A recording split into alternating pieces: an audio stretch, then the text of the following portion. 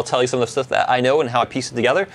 And how does Identity use OAuth and integrating with other social providers and other providers. We're going to actually look at one with Azure as well. What is OAuth? OAuth is a protocol. What does that mean? So it's a method of communicating. It's a predefined format to communicate with other systems. So it's not necessarily a library that you have to download and use. Nope. Although there are libraries. Sure. Yep. Okay. It's a defined protocol on how to communicate to. The basic idea is to allow you, the user, to authorize, even authenticate with some remote system and not have to share the credentials with somebody you don't want to. So you happen to be on that news website and they say, hey, you can post a comment here, but you have to sign in, create an account on our site, or you can use your Facebook, right? It's easy. Click, click, type. I'm done. I'm using my Facebook account and I'm posting some comment in the blog, right? It makes it really easy to do.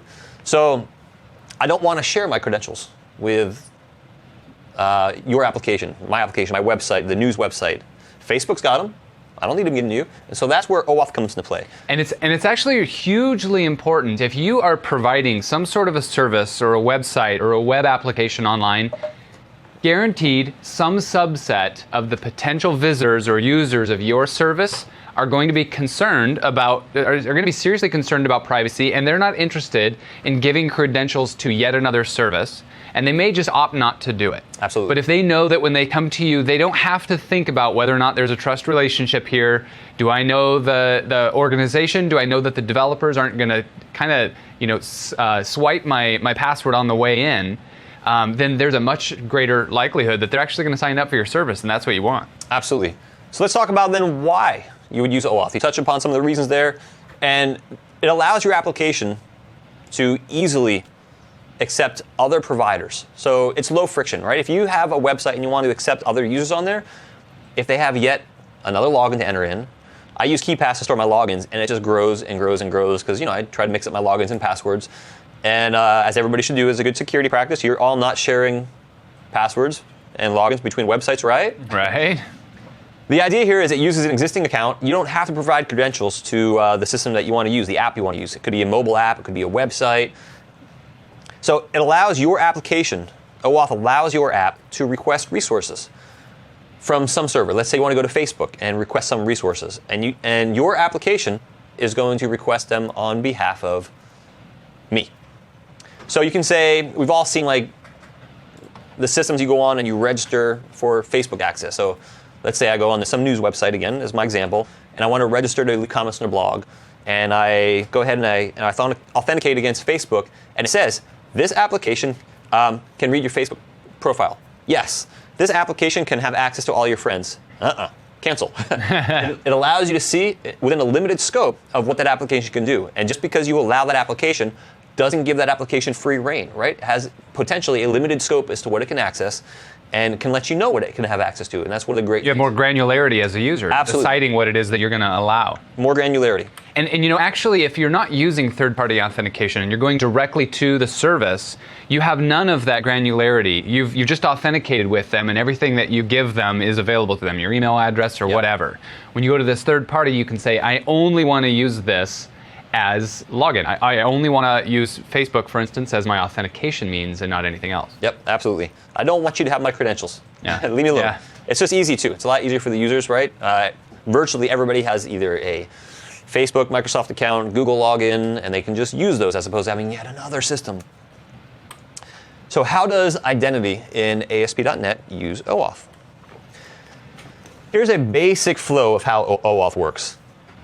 Now, this isn't necessarily ASP.NET identity using OAuth. This is just how OAuth, the protocol, works. Is that right? Good clarification there. So this is kind of as a high-level overview how ASP.NET works, but also how OAuth works from a high-level overview. Depending on the version, there's OAuth 1, OAuth 2, and you can actually break this down into 4 separate parties. But this is kind of a good high-level overview that makes it simple to understand. So Jeremy, let's assume you are this suave-looking guy on the left here. Let me put my sunglasses on. Your sunglasses on, and you've got the beard growing. Let me grow a goatee. We should have all dressed like this guy today. So you go to a website. We'll call that the client application. That's this guy here in blue. And rather than having to give that application credentials, it in turn and go off to some service. We'll call that service here Facebook. Now there's a couple different reasons for that. One, you might just want to authenticate with your client application, and that's it. You don't ever want to access Facebook, technically. You just want to use it as a login. That's one scenario. But kind of piggybacking on that is you want to log in using your Facebook credentials to Facebook, but you want to give that application maybe access to stuff in there. Maybe it's a website that can take your Facebook pictures and do something really cool with them. So it needs access to those pictures. So two different scenarios here. One, you just want to log in and you don't want to give some website your credentials. You authenticate, authorize with Facebook. Another scenario is you're actually logging into an app and you want that app to do something with your information, and so it can share that information and you can approve it too. So first thing that happens is user goes to your application and your application then talks to the service. Again, we'll call it Facebook in this case. And to the authorization server over there that says, hey, by the way, I've got this user here. Can I have permission to send them over to you? And the service replies back, says, why certainly, here's a token that that user needs to come talk to me. So I know it came from you.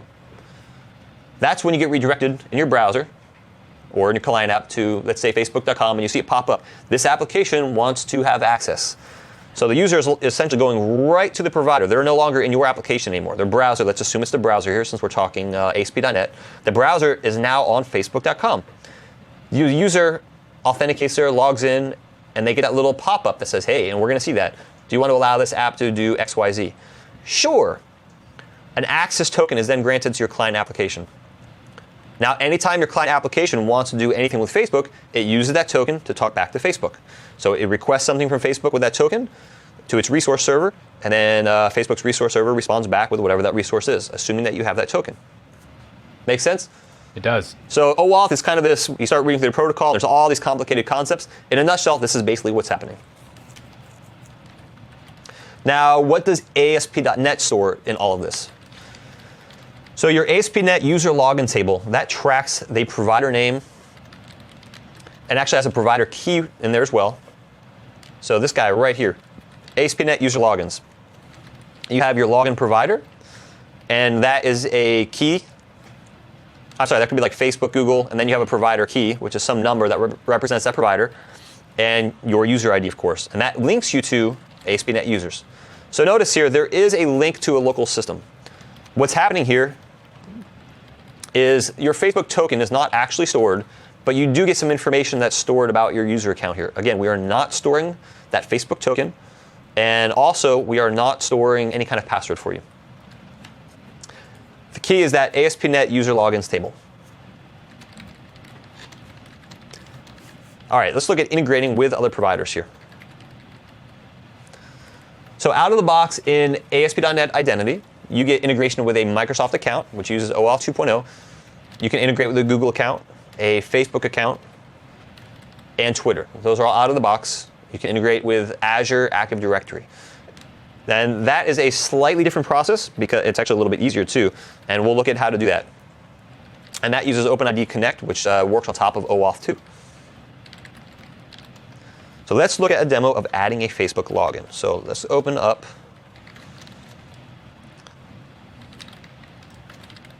Visual Studio. We'll create a new project. We'll do this all from scratch.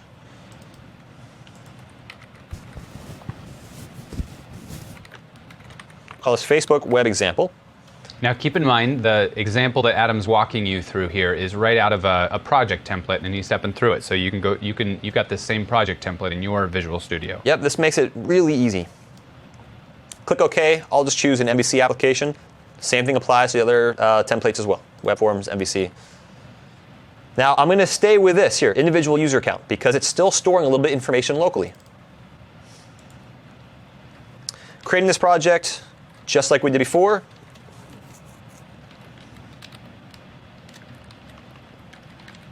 All right, there we go. Now again, remember I mentioned earlier you need to run your application, so this essentially this database here gets populated. Notice we don't have a database here. Let me F5 and run this. And I'm just going to register a regular user account. So as it stands right now, this is just the same template that we've looked at before.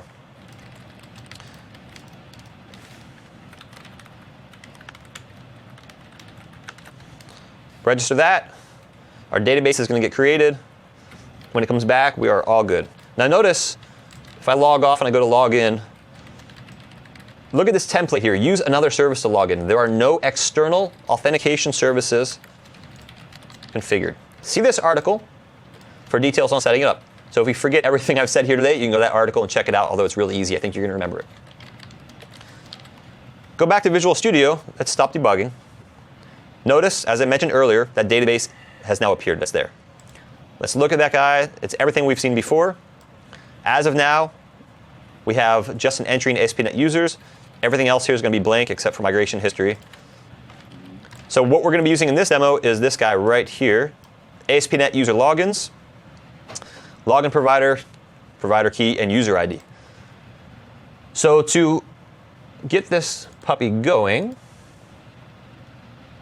if we scroll down to our startup auth, and recall that in the first module I mentioned that this here deals with initializing those Owen libraries. That's that security middleware. That's something that sits kind of in the pipeline and looks for the required information for Facebook, for example, and handles it all for you. So we need to configure that down here, and it's actually all commented out already for us. Use Facebook Authentication. Perfect. Well, great. What's my app ID and what's my app secret? All right, let me show you where you get that and how you create that.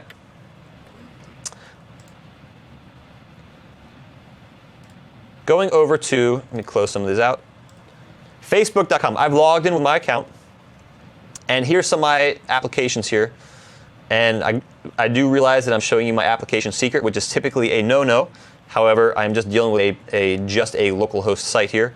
So you create a new app on Facebook. I've got 3 on here just for demos. So you add a new app, and you fill out some details. What's the name of the app? Contact email. And what's your URL? Now, because I'm testing this locally, notice I'm just using a localhost URL.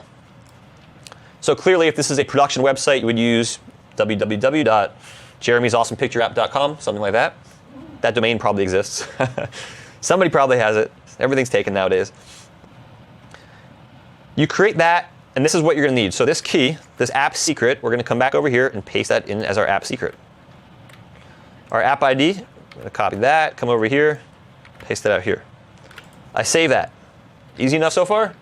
Control S, F5.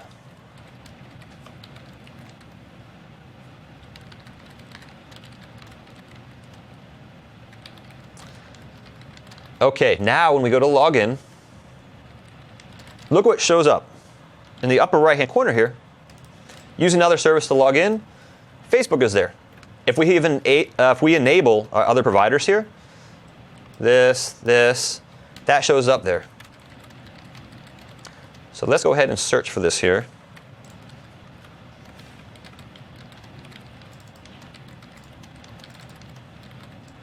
And we can see that code, so all I did here was I copied this out just so I could find where my project that code is, use another service to log in. We go over here, here it is. It's in our external logins list partial.cs HTML. It's a partial view in MVC. Kind of like a user control, if you may, in web forms. Just a little piece of a view that gets rendered with something else. And here, we're getting a reference to our Owen context, authentication. We're getting all of our registered authentication types. If we have more than one, well, let's say if we have 0, we simply display that message we saw by default. There's nothing set up.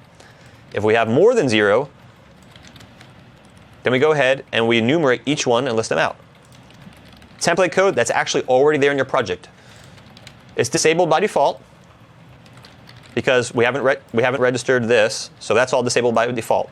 So the template code is there. You just need to do this to get it to work. All right, so let's actually go ahead and register and see what happens. I'll F5 that again.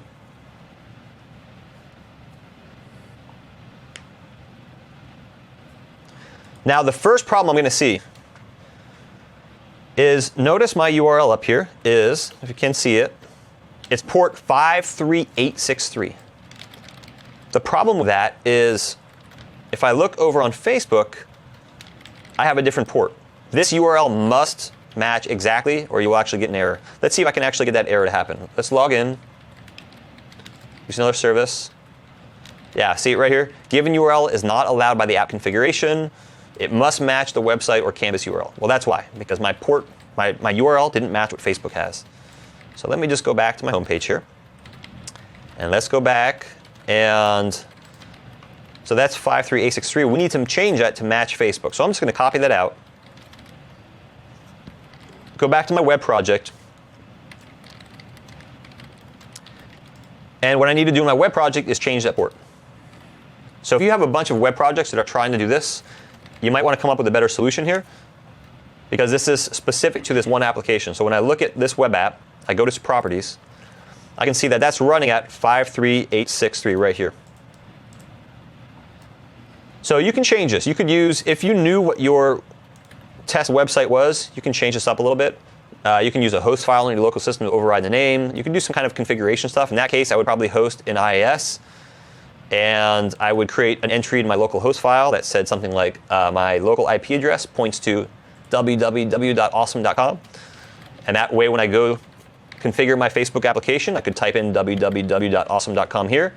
And when I test it on my local system, it just works. That's the advantage of the host file in the system. If you guys don't know what that is,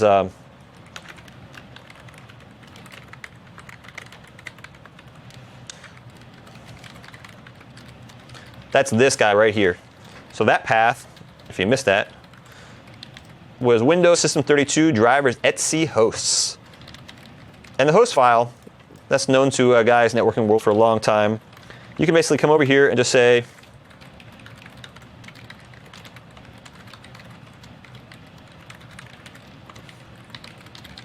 superawesome123.com. Doesn't matter if that domain exists or not. Whenever you refer to that on your local system, this is going to override. Essentially, it's going to look at your local system first to see if it understands that before it goes out to the net to do a name server lookup on it.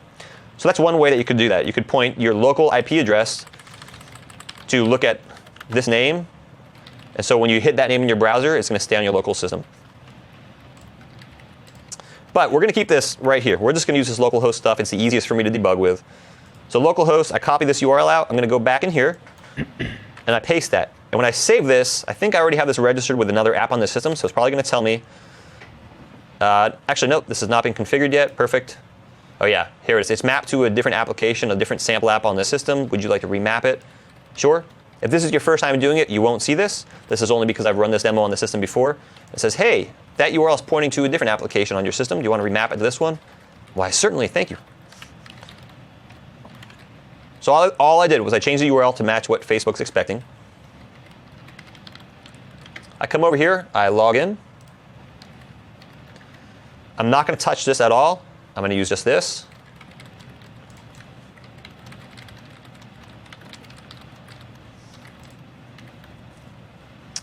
Super Picture Bestie Friend site will receive the following info: your public profile. Now note, it doesn't say it's going to be able to get all of your friends, all of your pictures, your firstborn son, and all of that added jazz here. So it's limited in scope. And I can say, review the info I provide. Look at that. Tells me my profile picture, 21, just some basic profile information. You know what? That's okay. That's all good. Redirects me back to my account now. Back to the web application now. You've successfully authenticated with Facebook. You need to create a local ID to associate with that user. So I'm just going to say, now you could change this up. Maybe you didn't want an email and you just want a user ID. You could do that too. So I'm going to associate this with that user. That's all I do. I'm not providing any credentials to my local system. I just have an email address on file. Now, somebody was asking about this. What if I authenticate by way of Facebook one day and then Google the next day? I have the ability as the application developer to make sure that I handle those correctly, associate those correctly by way of the user's email address, so that whichever system they log in as, they authenticate by, I'm recognizing them as the same person. Is that correct? Correct. I think you'd have to do a little bit of work on the back end there. Typically, I think, if I recall, systems that support multiple providers, if I remember, on a lot of them, of course, there's custom implementations. You basically choose one or the other or this one, right? You do this, you authenticate, it comes back, it verifies your profile information. So you could store that information in multiple ways, but I think you might have to do a tiny bit of legwork on the back end to support the multiple providers on there. Yeah. Actually, no. In this case, that should actually work just fine. I'm thinking of more advanced scenarios. Reason being is, if we look at our database schema here, if we look at this guy right here, we can have multiple logins per user ID. Right there. So this is the table that holds our external providers: Microsoft, Google, Facebook. There we go. So we can have multiple providers for one user easily in this. This actually already works in there. I was thinking of some more advanced scenarios. So that should work fine out of the box. Can I try another question on you? I don't know the answer to this one at all. I'm not too familiar with Facebook's platform, but somebody's asking about whether or not, is there Facebook integrated login that does not require the Facebook app platform to be turned on? Does that make any sense to you? That I'm not sure on. Okay, all right.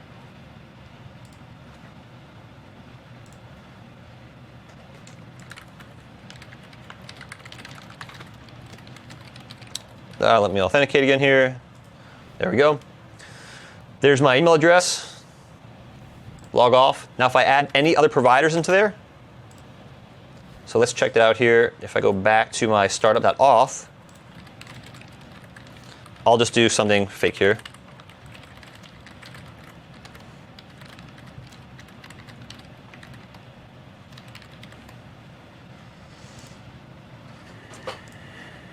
Log in. And now we see that we have a second provider that shows up here. Easy as that. Now, one of the things that we don't do is we don't store the tokens that come back from Facebook by default. So this is used for basic authentication on a remote system. If you want to use what Facebook returns and start querying Facebook data with that, a couple different ways to do that. One way, if you want to do it from the code in your website, they've got a JavaScript API. The other thing that you can do is access. I have another sample here. We won't build this up from scratch because it's a little bit more advanced. Not a whole lot though. So if I look in my controller, account controller, there's a method in here, Facebook info. So this application, same thing. You register with Facebook, but we need to store that Facebook token. And if I look also, this one does it slightly differently as well too. So let me go to the other one so we can compare and contrast. Notice how simple this code is here. Use Facebook authentication. We give an app ID and an app secret. Boom, we're done. It just works. Now, if we want to go a little bit more advanced, and we need to store that token when it comes back, those options that we initialize with, use Facebook authentication rather than just passing in the app ID and the app secret like we did here. We can pass in this object, Facebook authentication options. And we can say what kind of scope we're requesting. Now, by default, you have access to the user's profile. I think you also have access to, with the version 2 of their API, the friends that use this application. Not all of their friends. Facebook changed that with the second version of their API. You have access to what other friends use the same application that you're on right now. So you're saying here some kind of permissions that this application is using, your app ID, your app secret. The important part here is this callback right here. This gets called when Facebook essentially says you are authenticated. And here we are grabbing that Facebook token that's coming back, and we're storing that so we can use that later on to make additional requests against Facebook to get data. Why do I want to do that? For this demo, what I'm going to do is I'm going to authenticate with Facebook, and then I'm going to grab some of my profile information off of Facebook. So this is where I'm storing that token, and there's some integrated code here to store that into the database as well. Not just here, throughout this project. That's why I said I wasn't going to build this one up from scratch. Again, all of this code will be available, and this was a sample that I got off of the ASP.NET repository. They've got a bunch of great samples on there as well. Actually, this Facebook sample was on one of the team members' repositories, but I'll have a link up to that as well, and all this source code you can check out. Now, let's look at the other thing here. The other magic was in our account controller class, Facebook info. We need that access token. And so all we're going to do is query for that access token. So we're looking at the user's claims. Remember, this is a claims-based system. So we are storing that token. Let's close out some of this. We are storing that token in the claims. A claim called, remember, it's a key value. The key is Facebook access token, and we're storing that access token coming back from Facebook. Here, we're using that token to make a request against Facebook, and we're using the API. This API, all I did was Tools, Package Manager Console. This was an install package Facebook. That's what gave me this SDK right here that we're looking at. So this code is not there in the default template. If I want to query against Facebook, then I install the Facebook NuGet package. Since that font might be a little smaller, let me increase that. Install-package Facebook. You don't have to put the capital A like I did. All right, so we've got this Facebook client, and we're giving it the access token. So that class is going to do the communication for us.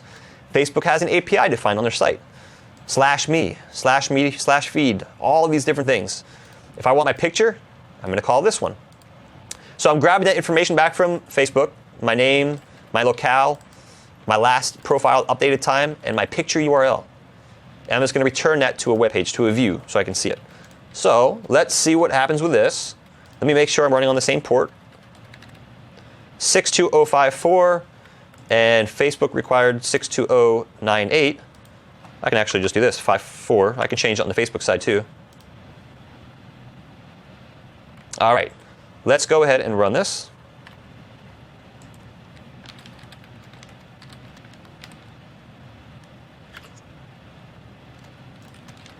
Clear those breakpoints.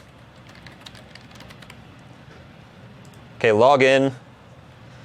I'm going to do this a little bit trickier here, just to be sure, because I've already logged in. Let's open up a separate browser here. I'm going to open up Chrome, just to make sure I'm not sharing any of those same cookies. So log in, use another service. I'll use Facebook. Thank you very much.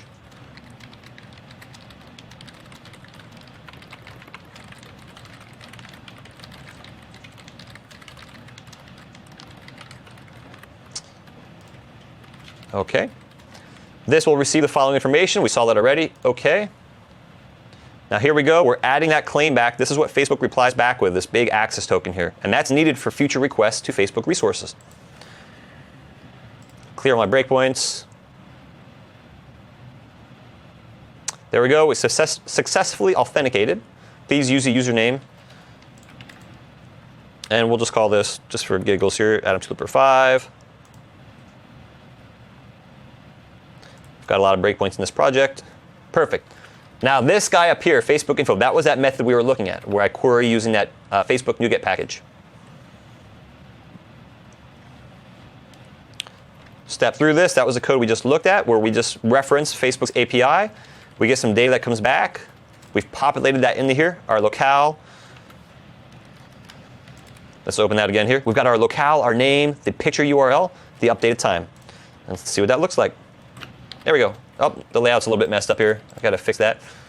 But you get the idea. I brought back my name, the locale, which is a little overlapping here, but we saw that data all come back here. If I refresh that page, step over that, we can see all that data here. So the data is all correct, even though my web layout was a little messed up. Simple as that. So that is how we integrate with one, a social provider, and secondly, how we can take that one step further, get the access token, and then use that in the future for requesting resources from Facebook on behalf of that user. All right, next.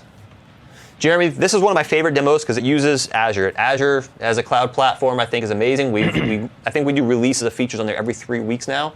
It's growing. Always changing. It's always changing, it's always awesome. growing. And there have been a lot of questions in the chat room, so your timing is excellent. Yes. All right. So what we're going to talk about here is using single sign-on in a web application. I've seen many organizations. I've worked at many organizations where you have all these different little islands, all these applications, and they all have their own little SQL databases everywhere. Some might share one database that's multi-tenant, in other words, supports different applications, different companies, different users, etc.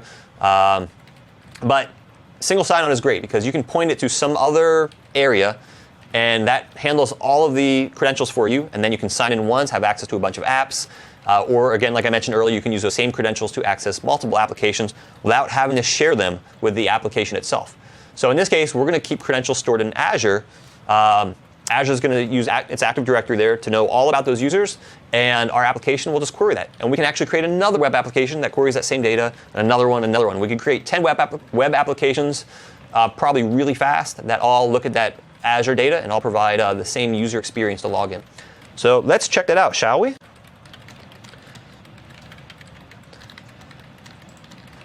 I'm going to go over to, I almost said Facebook because I just closed Facebook out.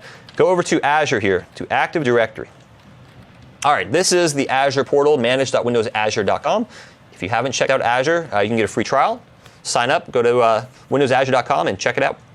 But what I've done in here, there are many features. We are just going to use Active Directory for this one.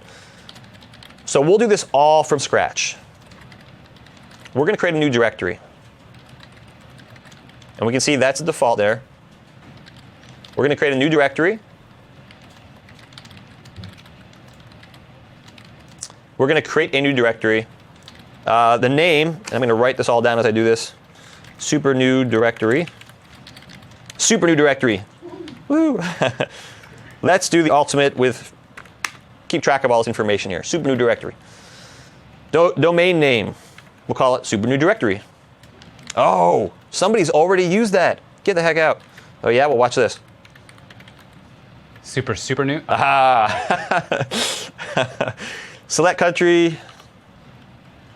I am in the United States. So let me copy this out so I don't forget that. That's funny, somebody else has super new directory. Oh, test data. It's actually, I just beat you to it. Oh, nice work. I used to love, past organization I was at, there was some large databases with user info, and the testers would have the most creative names they would put in there for for test users. That was great, yeah. Yep. I don't know if everybody's aware of this. Let's just go ahead and jump over to mine. This is kind of fun, actually. There is a website called the Fake Name Generator. Have you ever been there? I don't think so. This is hilarious because it feels like you're actually looking at a real person here. Look at this. We've got, let me refresh it so we make sure we don't have anything we don't want to show. But look at this. We've got a phone number, email address, username, password. We've got social security number. Oh my goodness, that is classic. And you can click here to actually show it. Can you export that from there? And then you can actually not only export it, but you can request huge dumps of test data. Neat. That's neat. Yeah, it's actually really fun. And everything on here is completely made up. It does not at all map to people in real life. If it does, then you are the victim of some incredible change. That's pretty cool. All right, thank you. I've seen some test data sites, and that one actually has a coolest layout. I like that. Yeah. You just get that one snapshot there. Yep. All right, so in Azure here, we're gonna go into my super new directory, Uno, and go into users. And I'm gonna add a user. This is the first step you must do. A new user in the organization. And this one we'll call my global admin. We need a global admin first. So let me write this down here. At superdirectory1.onmicrosoft.com. So we're going to create a user called my global admin.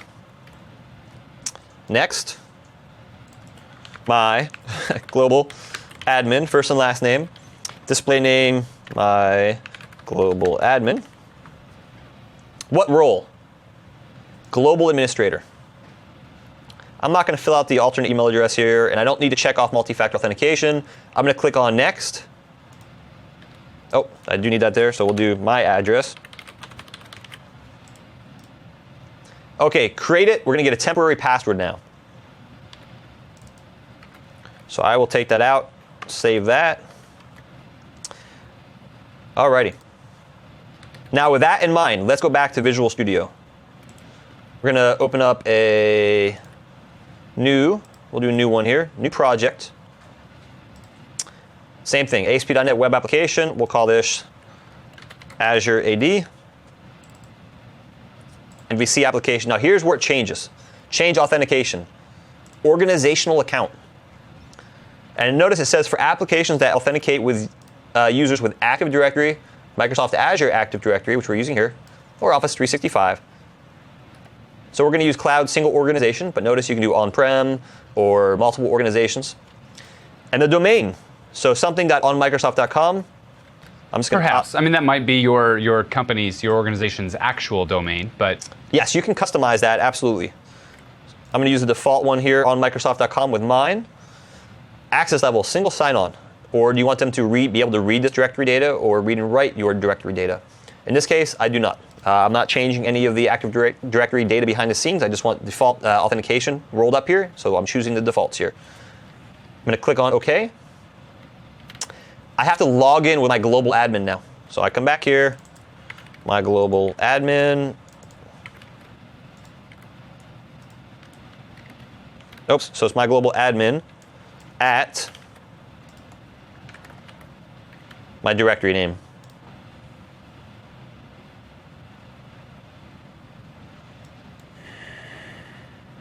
Change password.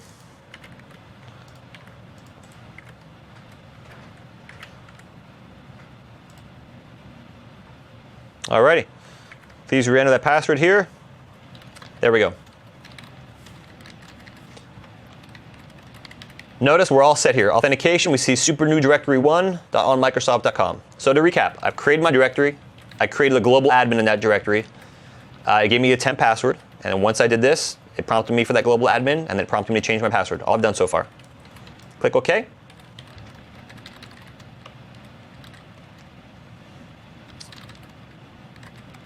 Voila. There we have it. All right. Simple as that. We created our template here. Let's go ahead and run this.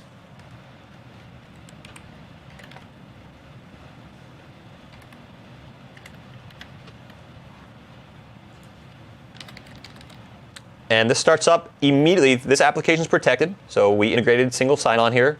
So it says, all right, who are you? Now, I don't want to use my global admin. We want to assign users to our application, right? The global admin is a global admin. This is not a regular user. So I'm going to go back to Azure here and create a user. So we're going to say add user, new user in my org. We're going to call him Jeremy.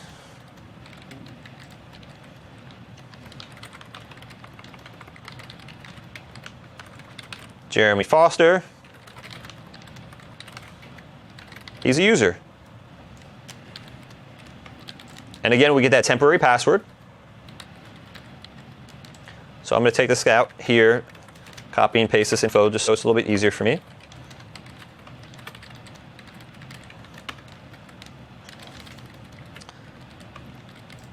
Alrighty. So going back to my application here, I want to log in with Jeremy and that password. And being that it's my first login, it's going to ask me to change that password. So here we go. Got my username here, Jeremy at supernewdirectory1, and the password.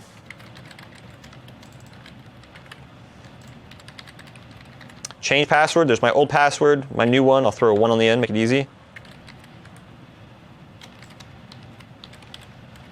Okay, please re-enter your password. That makes sense. You got to enter your new password.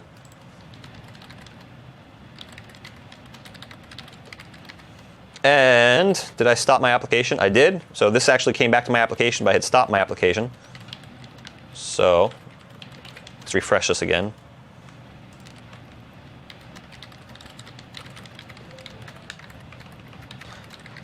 Let's paste it.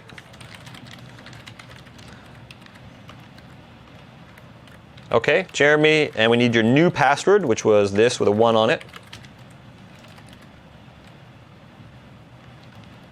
There we go. Just like that. So you are authenticated against Active Directory? Yes. All right. Now let's look at your application here. This is different. This is not the same sort of layout that you get with the typical identity in ASP.NET. One could even argue that this fits in as kind of an overall umbrella for authentication in your application outside of identity. This uses these tables here. So there is something to note that if you are going to migrate this application up to the cloud, when you migrate this, you actually will need to select a database in the cloud to migrate this to. And you can do that when you publish your project. You can specify your database options and all that to publish to the cloud. Just one thing to be aware of, there's a little bit of information that's stored locally here. And that information, this does need to get replicated if you happen to host in the cloud. And it does require a database, just attracts a little bit of this local information. All right, so that was it for the Azure Active Directory. Now, show you how easy this is again. I want to create a brand new web application. Let's create another one. A new project. We'll call this Azure AD2. I've got another application I'm adding to my organization. I want to use that same single sign-on again. So go back to Notepad here, copy my directory name. Same thing like we did before. Click OK, and there it goes.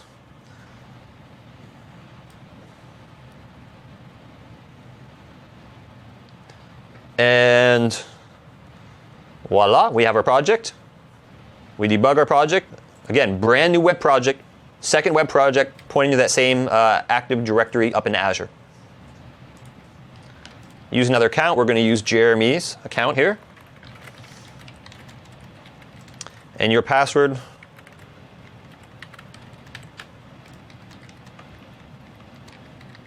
just like that. So in under like a minute here, I brought up a whole new web application that is authenticating against your application that's up there in the cloud. Now let me make Active Directory in the cloud, I should say. Yeah. Let me make one thing clear for folks based on some questions. When you're doing authentication against Active Directory in the cloud, Azure Active Directory, a likely scenario, not a necessary scenario, but a very likely scenario is that you're dealing with a corporation who already has an on-premise authentication solution. They have Microsoft's Active Directory installed, which is very popular, and they have a bunch of users and groups defined in Active Directory, and that's what they're authenticating against. Well, what you do here is you go ahead and set up your Azure Active Directory, you do a one-time synchronization of all of those users, and then kind of an ongoing live synchronization, a live connection between the two, such that when the IT guy adds Joe, the new employee, he gets synchronized up into Azure Active Directory, and he's now Joe in Azure Active Directory, and we can authenticate against that user account, again, by way of one of these modern scenarios, like Twitter or Facebook or something like that. So a pretty cool story because it keeps these two in sync, whereas before they were kind of locked in behind the firewall of the company for good reason. Absolutely. Make sense so far? I think so. The Azure, I think, is my favorite part because it's so easy just to spin it up, and then you have all your applications pointing to that one and authenticating against it. It makes it really, really simple. And by the way, the first tier of Azure Active Directory, you can just go sign up for. Like, go get yourself the free Azure subscription in general, and then you can go create yourself an Azure Active Directory and just start playing with that. There's no charge for it. Very cool. Well, should we go ahead and take a meal break? We should. I actually hear my stomach growling. I'm a little bit over here. Yeah, me too. I'm looking forward to it. I hope you guys are too. So we'll see you back in about an hour. See you back in. Thank you.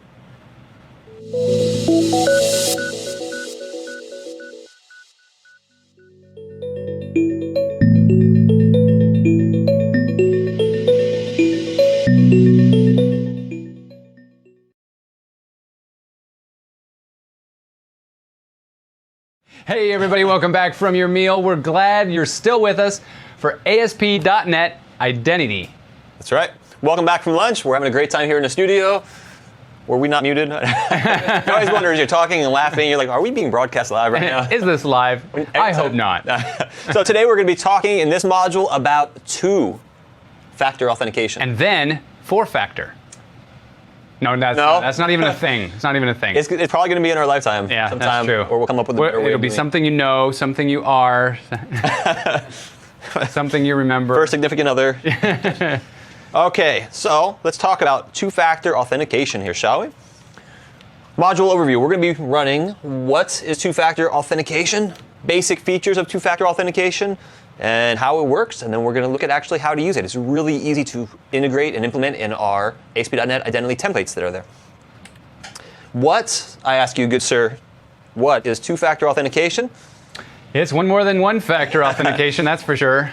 It's not just using, so let's start with what it's not first. Okay, all right. It's not using just a login and password. Even though it sounds like, well, login is one, password is two, that's not two-factor authentication. That's single factor. We need some other method to authenticate users. So it's a separate verification method or identification method. That's why I've got the icon here. I want to explain those again. These ones are a little bit more understandable than maybe the Superman-looking one we had earlier. So two-factor authentication, think about you log into a website and then you have the ability to use your cell phone to get a code, a text message on your cell phone, and then you go back and enter that code in a website. So real-life examples, we see this all over the place. You go to the gas station and you swipe your card in there, credit card, and then they ask you for the zip. At least we do that in the States. I don't know how it is overseas. I know sometimes the credit cards work a little better overseas. You tap it. You tap it. It's got a chip in it. It's smart. It works like it should. Username, password, and something else. You'll see some banks do have an image. So you log into the website, and then it shows you, a picture of a monkey in orange and something else, and your image that only you are supposed to know that you've selected. Email security codes. We've got one of my prior jobs. We use these right here, the RSA secure IDs. So we would log into Windows, and then we would have to enter in a token from this little guy there. So make sure that if somebody stole our credentials, that we were able to. They didn't have our token, so they couldn't log in as us. So it gives a little bit extra security, and a lot of sites are using it nowadays because they want to protect their users. You don't want your application to be the one that somebody hacks, and all those credentials are dumped over the net, and people are logging into the accounts, getting users' data. Imagine if you had a financial application, and somebody was able to get in and get your credentials. Well, they go over to a web browser and they try to log in as that person. won't work because they don't have the information required for that second factor. So for instance, I could actually give everybody right now my Microsoft account username and password. I won't. But if I did, you probably wouldn't be able to do anything with it, because if you went to Microsoft.com, or not Microsoft.com, but if you went to a service like my OneDrive or my Outlook or something like that, and you tried to log in with those credentials, it would say, what? You're going to have to generate this code and put it in here. So fundamentally what we're talking about is something you know and something you have, and those are the two different factors. So the password that we've been relying on using single-factor authentication, that's something that you know, right? And yes. Other people don't know what your password is. That's what we're relying on. Two-factor is relying on the second thing. It's something you have. So your credit card at the gas pump, you have the card and you know a code. Yep. So that's two-factor. So if somebody is able to steal your card numbers, like they've done to me 2 or 3 times already, they install little readers in different areas. I've heard some, even in some of the bank ATMs, they'll have little cameras underneath because the technology is so small nowadays, and you swipe a card in and it'll read the numbers off of there. So if somebody gets your credit card numbers, for example, they write it out to a card. Somebody actually, one case, took my credit card number they got from somewhere, and they wrote it out to a blank credit card, and then they went to a store and swiped it. So had that store actually had another factor of authentication, they wouldn't have gone through. Thankfully, my bank caught it and they called me, but that's one of the things that we try to prevent, that if somebody takes one piece of information, they need another to act as you. And you see a lot of the major services are using that nowadays. Do you remember the third? Something you have, something you know. And your DNA. Something you are. Yeah, that's where the bio comes in. All right, so why use it? Help protect your users, as we discussed, and it's an extra piece of information that the attacker might not, hopefully, they don't have in possession. I'm sure it's happened before. Somebody's probably stolen a phone and credentials. You never know. Here's a awesome website by a good fellow I know, Troy Hunt, haveibeenpwned.com. So let's first off talk about something that's you don't want to happen. You don't want your application to be one on the internet that somebody happens to hack somehow, and they take all your credentials and they dump them out to the outside world to see. So what this website does, haveibeenpwned.com, is it looks at some of the major leaks that have happened through some major providers out there. And Troy's basically taken all that data, all those email accounts, brought it into a database that you can access through the website. You type in your email address there, and it will tell you if your email address was involved in any of those leaks out there. So it's very good. If you happen to share credentials across websites, then you know that you better go change them on all of your other websites to something different for each site, of course. But that's a great site to check out. So even if you have credentials that have been leaked in one of these locations, ideally, if those people use two-factor authentication, it wouldn't matter because somebody wouldn't be able to log in anyway, but a lot of those folks don't use it. It is on the rise, though. You see a lot of, all the major providers now are using it. So just kind of a word of caution here. Be wary of email as a second factor. Why? Because if you are logging in with an email as your user ID and a password, and then your second factor goes to that email address, well, what if somebody already has your email and password, and that's the same email password to your email account? All right, well, they just log into your email, get a code, go back to the website, enter it in, and they're in as you. And it really doesn't qualify as two-factor anyway, because it's relying on two things that you know. And that's not valid. It needs to be something you know and then something physically that you have. You know, the code I get on my phone is relying on the fact that I have the phone with the SIM card in it in my possession. So now it's something I have. Yeah, and I mean, I would say better than nothing, better than just a login and password. Yeah. I would still recommend, if your only choice is to do email, by all means do it. Just be aware there are way better ways of doing it than just by email for those very reasons. Okay, Microsoft, Google, Facebook, Apple, and a whole lot more all support it now. So all those providers, you can go into your account and configure two-factor authentication. And so now we're going to show you today how you can actually do this in your application. So let's talk about some basic features in a two-factor system. User registers for a system, and then at some point in the future, or during registration, they give that second factor of information. So usually it's an opt-in process as it stands now. A lot of systems you go to and say, you know what, my Gmail account, for example, or my Microsoft account, I want to use two-factor authentication for this. It's not your default login procedure. You have to go in and enable it. Go to the providers, log in, and then you add your phone number, and then boom, it just works. So at some point in time in the future, you opt in and you provide it. There are some systems out there that do require it up front, and if you want to use that for your enterprise, you're more than welcome to. Very easy to configure that, as we'll see here. And then every future new login requires it, depending on how you develop your application. But the idea is that if I do two-factor on my system, I get my code, I'm good for that session.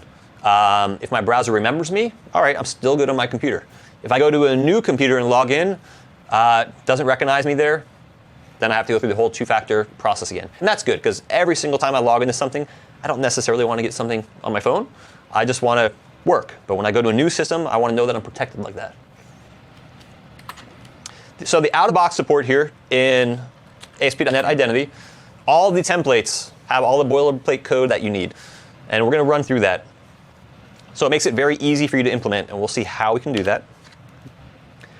All of the notification procedures here revolve around an interface, identity message service. It's real simple. It has one method on there, send async. So this class gets notified. You register your provider saying, hey, I'm a SMS service, or I'm an email service, or your own custom service.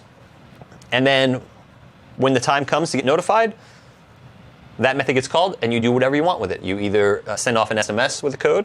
That message property there, identity message, right here, this actually contains the code in it and a potential message to send to the user. Out of the box, SMS and email stubs are in place. You can do your own custom providers, though. And you must complete the implementations. In other words, by default, it's not active. You have to go in and make a couple code changes. It's not a big deal. It's pretty easy, and we'll go through that in a template here. How, I ask you, how does it work? Well, there's a magic formula here. So one thing is to note, and we're going to talk about this a little bit more in the last module too about security stamp. You have a security stamp that exists in the database for your user account, and it's a GUID in there, just this unique identifier. And anytime that important information in your account changes, that security stamp updates. So with that in mind, what happens is the user logs in. Let me show you. I actually have a browser loaded up. We'll get to that in 1 second here. You are seated with the security stamp, this GUID, and there's an algorithm, TOTP. So let me switch over here real quick. Time-based, one-time password algorithm. So your security code that is in the database, that GUID, is used as a seed for this algorithm. So it's unique to you. And remember, anytime you change your own information, that GUID in the database changes. And this time-based one-time password algorithm uses the time and that GUID, that unique ID, to generate a code. And that code is good for 90 seconds. So when you get notified of that code in your email or through a text message, you have 90 seconds to come back and enter in and verify it. And it's going to look at your security stamp and verify the code that you've entered. And then, as long as that gets verified out, the SMS service, when you generate that token, I should say this, back up 1 second here. When that token gets generated, that security stamp gets generated, that in turn notifies your SMS service, your email service, whatever that interface, any of those providers that you register in startup for your application, and we'll look at those registrations. Any of those providers you register with identity message service, it will call into them. You could have 10 different providers. Then, since we've already logged in, a cookie is written out to let us know that, hey, this user is already logged in. We don't have to make them log in when they enter their code again. Otherwise, you'd have to log in, enter code, log in, enter code over and over. So the verification process now, so that was just the kind of submission process, right? That takes the code, that sends it out. Verification, user enters a token, so they take their phone, let's say we're using SMS, enters a token. The same process happens essentially in reverse here. That TOTP token is validated, and that's checked against the security stamp that is for your user account in the database and the time. And remember, that's 90 seconds you have. Access is then granted or denied if it's out of time range or it's not the right code, of course. So can you extend it? Out of the box, we have SMS and we have email. And you can absolutely extend it. You can extend virtually any part of the identity system. Everything is interface driven. So that means that you can essentially implement the interface and insert your own classes almost wherever that you want. So in this case, if you want your own token provider, no problem. You can use your own iUser token provider. There's just a few methods you need on there, 4 methods we can see there. And then you need some sort of custom notification service if you want that. And that's just identity message service with a single method, send async, and that just sends out the message for you. Very easy to extend. Couple helpful hints. So when I'm going through the templates and I first learned ASP.NET Identity, running through, some things kind of catch you up, right? This happens to everybody. So just a couple little helpful hints I want to share with you as you're going through and you're developing. I want you to remember that you won't be verified by default. So you go into the application, you're going to have to add the phone number, and that's going to trigger the verification. If you don't have a phone number on hand, you haven't stored a phone number in your profile, then those SMS functions in that class, your SMS service, they're never going to be called. So you need to add the phone number, and then when you do it, it'll be notified out through your SMS service. And we're going to look at this. We're going to debug through this. Also, debug, set breakpoints, step through the process. I've seen various times when I'm testing this out, maybe I forgot something. I might not have all the code I need, or I don't have something uncommented that's there in the templates. So debug. It's really easy to kind of figure out where things are going wrong because it's just a few steps to enable it. And email will only be available as a second factor if it's a verified email. So somebody just can't throw it in. It's got to be a verified email in order for it to appear. All right, let's look at a demo of using two-factor authentication, shall we? OK, I've created a basic web project here, same thing we've done before. And I've just called this one basic two-factor. So there's nothing different about this one. Let's run this.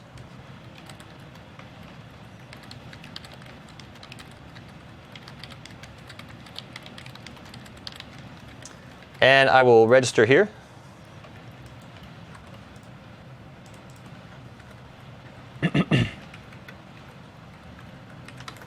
Just like we've done like 100 times so far today. We are well authenticated in this sample ASP.NET application. All right, everything right now is the default template. This hasn't been modified at all. Let's go back here. We've got our default connection, our database. Let's open up my user table and show table data in there.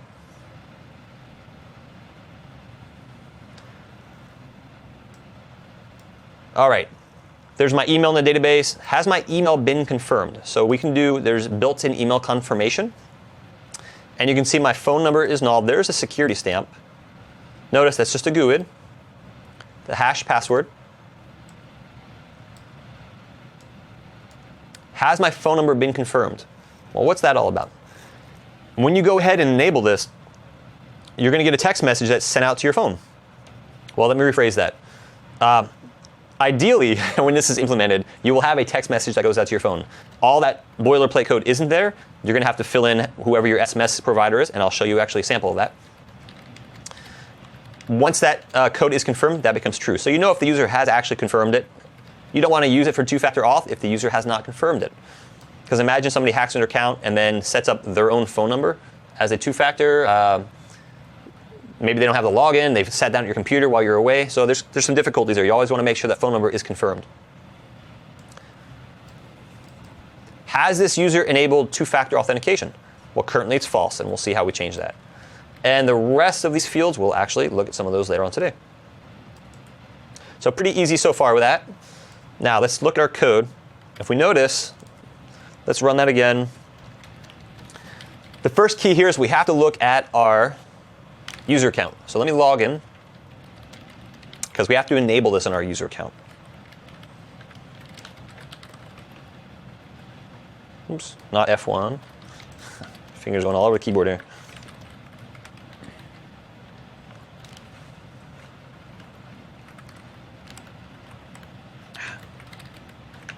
For some reason, after lunch, my fingers have gotten like sloppy on the keyboard. Right, right. I think it's because it was a delicious lunch. Yummy. All right, now, so I'm logged in, just like we saw before, nothing new here. I click on my account up here, Manage. And that goes to my Manage controller here. Change your account settings. I can change my password. External logins, Manage. That's if we wanted to do, like Facebook, for example, just like we looked at before. Now, two-factor authentication. There are no two-factor authentication providers configured. See this article, which is a pretty cool article, for details on setting this up. But we're going to set this up right now. It doesn't seem very obvious by looking at this how we can suddenly enable this. In fact, if we go to our web application, let's stop this. Actually, I'll just detach so it stays running in the background. If we go over here and we look at our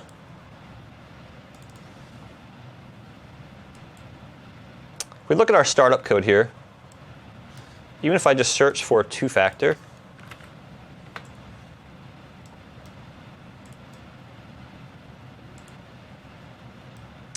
so here we have use two-factor sign-in cookie. use two-factor, remember browser check. So there's some code there that's already active. It's not commented out. And now if I look down here, this is now in our identity config class. So our identity config is underneath app_start. Remember, we start up and we configure our OWIN components and we configure our identity components. So this is under identity here. And we have our register two-factor provider. So we're calling into the manager. This is the same class that we set our password validator on, all this stuff down the line. This is our application user manager. We're registering a two-factor provider.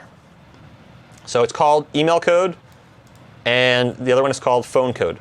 We're giving it the class here, phone number token provider. Your security code is, and then we have this one here, another register two-factor provider, an email token provider. So to generate the tokens for you, the security tokens, and we can see the message, how it comes out here. Your security code is, and here security code is. You can customize these. Built in, there are two properties, manager.email service and manager.sms service. So if we go and we look in those, in Microsoft.ASP.NET Identity.User Manager, we have SMS service, and the email one is in here too. So this sets two services up for notification.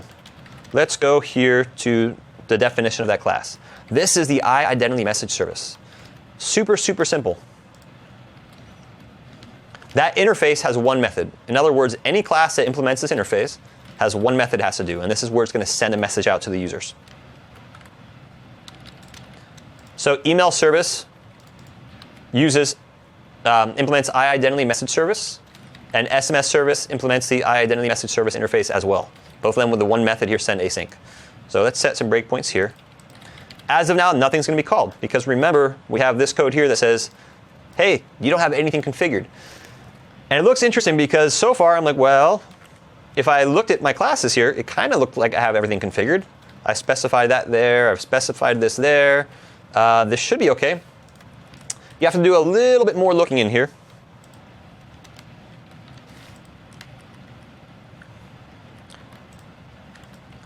And if we look over at this guy right here, so we are in our index.cshtml. So under manage index.cshtml. So in other words, when a user is logged in and they go to /manage, that will bring them to the manage controller.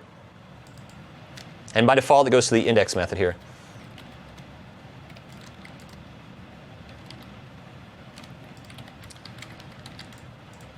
And we've got a couple of messages that get formed here. The view model, two-factor.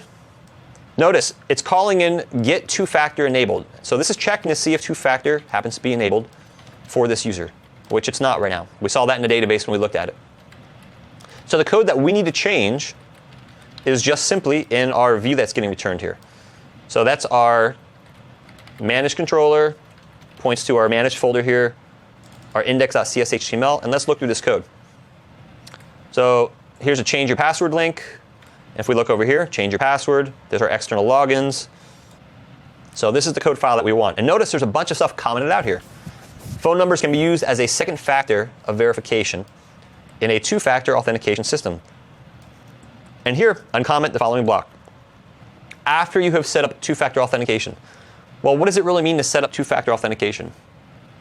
What it means in the context of this is we have to integrate. We have stub code that gets called right now. That send async method will get notified. We need to do something with that. We need to send an email out or send a text message out. In this case, we want to send a text message out. So they're saying, hey, before you do this, you want to make sure this text message is going out and a user has a way to get that code. Because right now, we're just going to call that send async method and it doesn't do anything. So you need to finish off that implementation. So let's look at this. I'm going to uncomment this out like my code says here. Uncomment it. So we'll just uncomment that. Save that. And that looks like it's allowing us to set our phone number. That's all that part does. If I come over here and I refresh this page, there we go. Now I have the option to add a phone number. Let's go back to our code, though, and see what else we have. So phone number, and down here, two-factor authentication. There are no two-factor authentication providers configured. Notice, there's nothing that's actually looking at any code. It's just text that says that. That's not actually detecting anything. It's a little bit misleading. It says they're non-configured. Well, that just means you haven't uncommented this code here. So we're going to comment that out. And we're going to uncomment this here. Control KU. You can say whatever you want if you just edit the HTML. That's right. Like that, right? Therefore, it's true. Yep. So now down here, this gets a little bit smarter about it. Recall that in our managed controller, we have this field that's being sent back to our view. Is two-factor enabled for this user? And that's going to be true or false. If we look at the actual code here, and this is basically saying, hey, if two-factor is enabled, we're going to show them that it's enabled.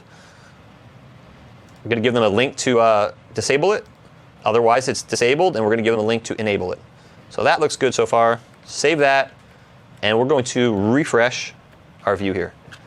Perfect. Looks now, it's partially configured. All we did was uncomment. We've done nothing else so far at all, except uncomment some code in that index.cshtml. So let's go ahead and set up some breakpoints here in our. Let's close some of these extra windows out here. So we're going to go to our SMS service. And notice I've got a breakpoint here in our send async and our email service on send async. So let's just create just a fake user account and see what happens so far as of this point. I'm going to create a new user account.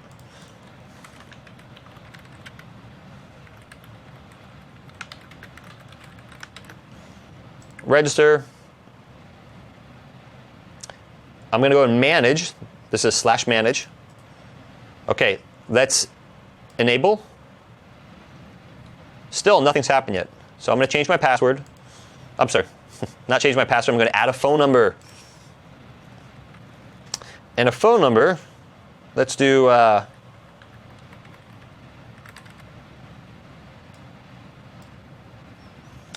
now notice, as soon as I clicked on submit, it's calling in here to verify. So my SMS service with that one single method has got notified. This is where you would call out to your SMS provider, and I'll show you an example of that as well.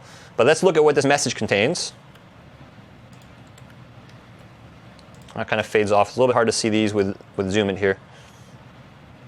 So your security code, there's my security code, 754732. There's my destination phone number I should be sending it to. I'm going to copy out the security code because I'm going to need that, and hopefully we do this inside of 90 seconds. Submit, your phone number is added. So that's adam@no.com. Let's go ahead and log off.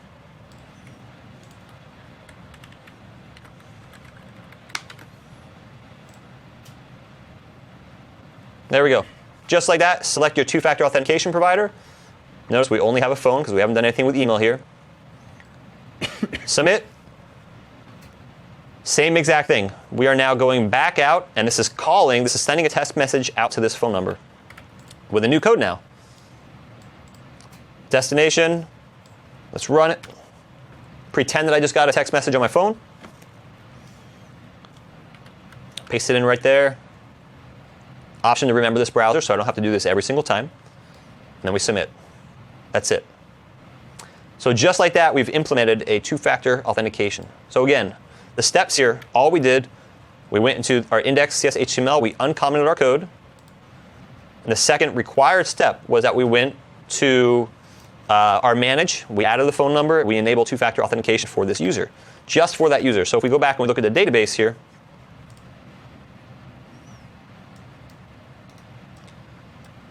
in our ASP.NET users table, there we go. This is the account I was using, adam@no.com. There's my phone number. Has my phone number been confirmed? Yes, it has. That's the first step that we got. Is two-factor enabled? Yes, it is. Simple as that. So let's take this demo a slight bit further, because let's do something that we will probably do in reality here. And we're going to install a NuGet package here. Install -package, not pancake. Twilio. Twilio is an SMS provider. I've seen them in a lot of hackathons, so I'm going to use this one right here. So it installed the client libraries for me here.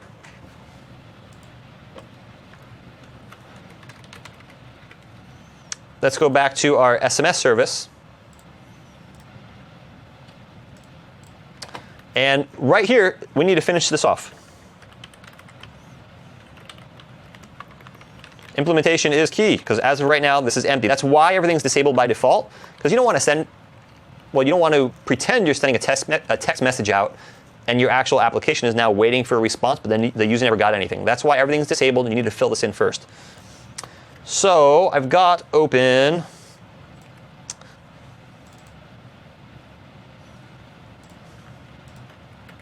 some template code here. All right. So I pasted some code in here. There's a Twilio REST client.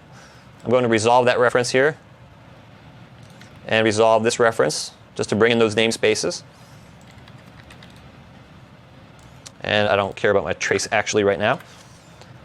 So all we're doing is we're getting some credentials that prior to this demo, I just put in my web config. So I won't show you those, but if you register on Twilio's site, you will get same thing like we saw for Facebook. There's a SID and a token you have to enter in.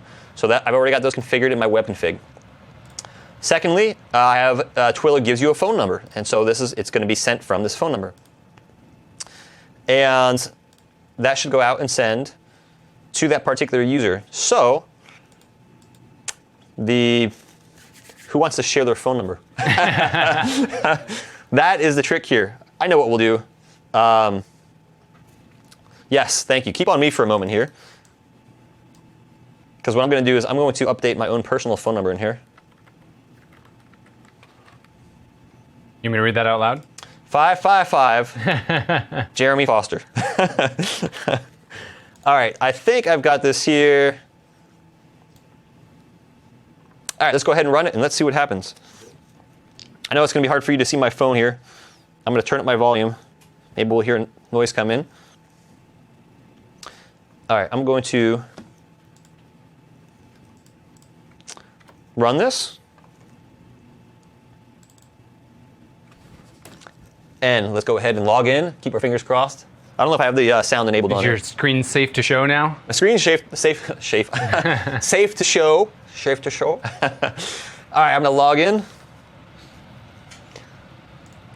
Choose my awesome account here, adam@no.com.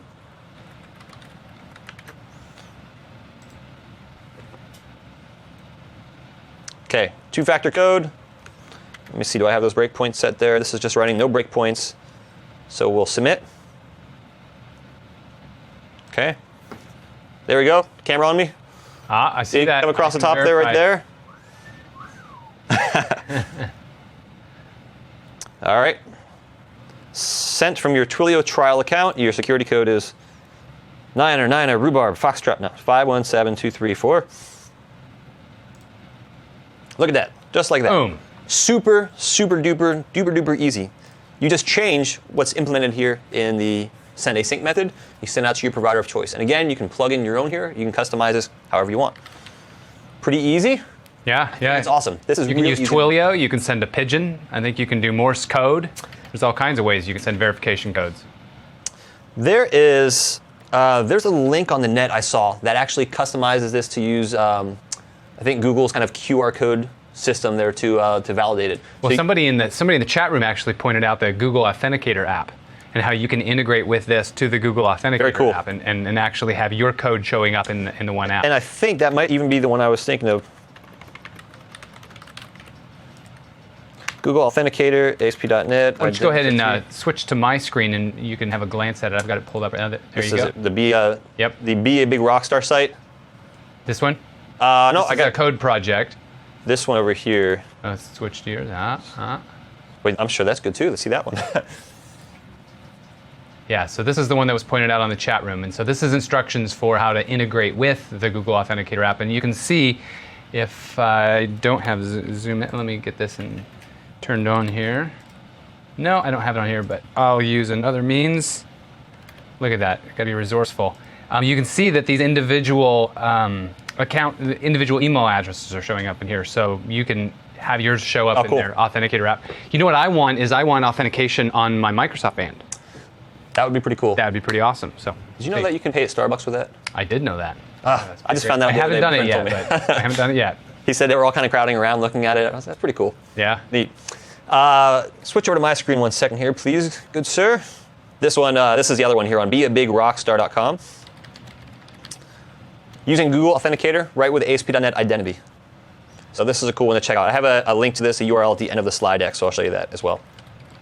And notice this also uses a TOTP code as well.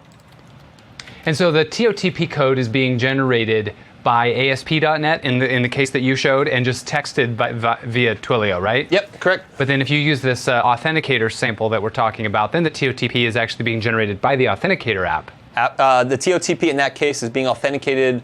Yeah, it's by the Authenticator app, because the big advantage to it is that it doesn't have to go over the network. So if you're sitting on an airplane and you don't have, I can't use that. People have Wi-Fi connections on airplanes these days. If you're sitting in a submarine, it's crazy. And submarine. And I don't think you get Wi-Fi these days on submarines. So if you're sitting in a submarine and you want to generate a code, you can't do it by any sort of a SMS or email or anything like that. So that's when the Authenticator apps are really helpful, because you can two-factor authenticate and log into your service. I'm going to do a custom provider for Dolphin Sonar. There you go.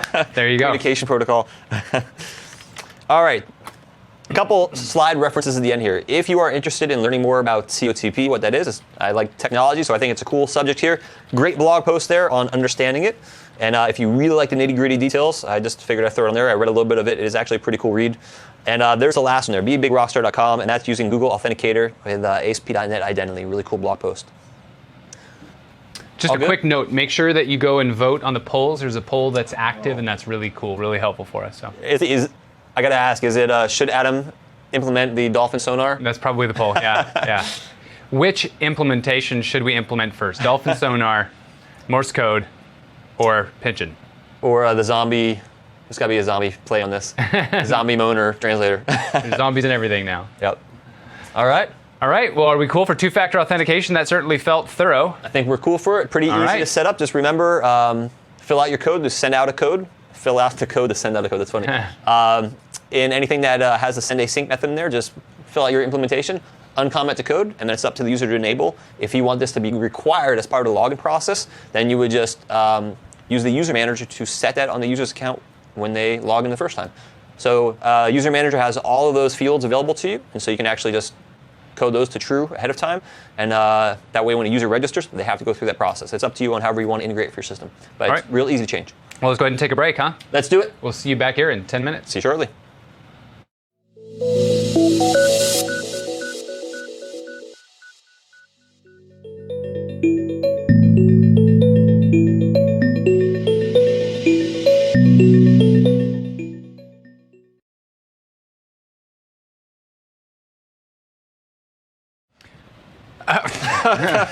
Sorry, I was not prepared, but welcome back to this module. This is module number 5 in ASP.NET Identity.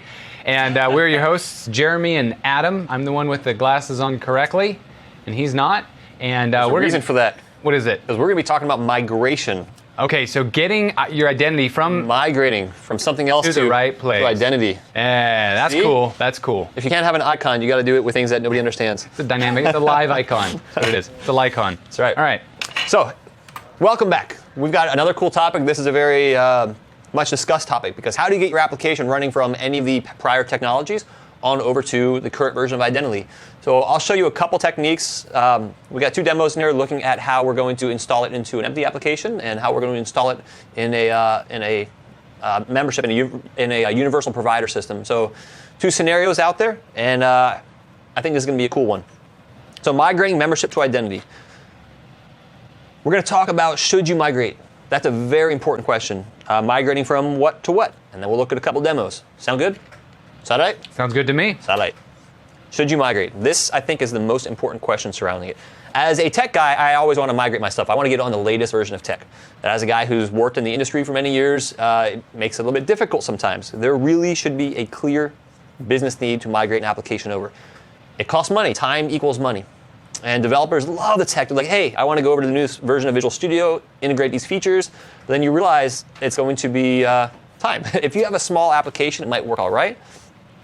But in other cases, there might be a huge code base. Going from Identity version 2 to the upcoming version 3, since the majority, most of the API is the same on there, I would say consider having a good reason to migrate.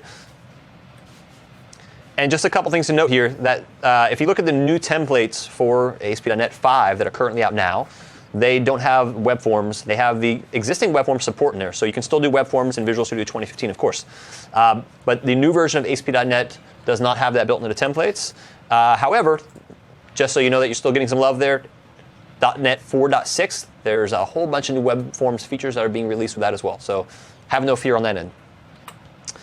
Now, I like this slide because for a developer, these are what I call dev excuses. The dog ate my homework.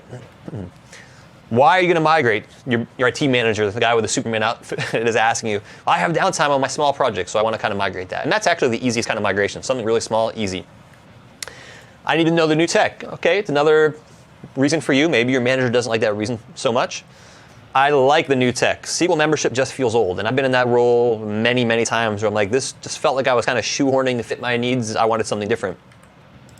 We've got to use identity for the new features. We must.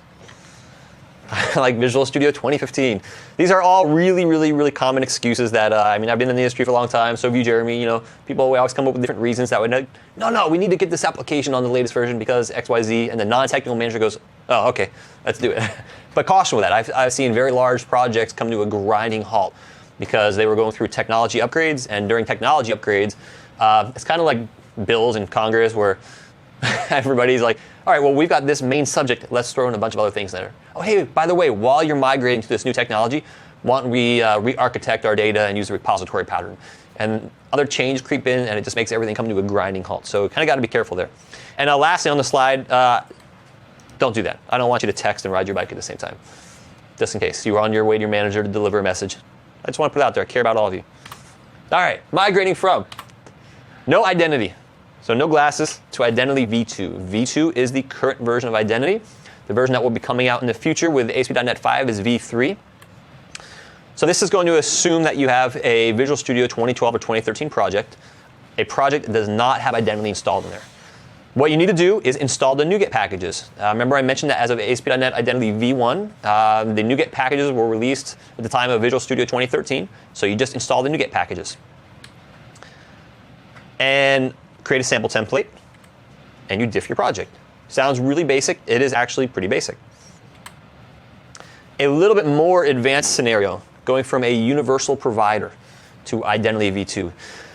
I talked in the history slide about the universal providers. The universal providers were created because the initial membership did a lot of maintenance tasks on the back end. So it had to go and check for expired this, expired that. It had all these extra SQL tasks that would run as these little agents. The universal providers changed that a little bit, and they were better because they then would piggyback some of these maintenance calls on your request to the database, but it's still not the new identity system. So this and the former SQL membership migration procedure is very similar. So what I'm going to show you today on migrating a universal provider to Identity v2 is very similar between what I'll show you to the initial SQL membership that came out in 2005. The process. Migrate your database schema. So you've got to get the new format in place there for the identity tables. Install your NuGet packages. Create a user profile class to hold the old profile or membership data. So the profile system stored things in an interesting way, and we'll look at that. So ideally you want to unwrap that into another table if you're using profile data. So the old profile system just smushed all your data together. And I have an example of that in a database we can look at. Then you would copy your data to new tables. I like using a console app for that. And then this is a little thing, because I've seen some posts on the net where people get caught up on this. Because you're migrating users over, you haven't gone through the identity system to start, and those users don't have a security stamp set.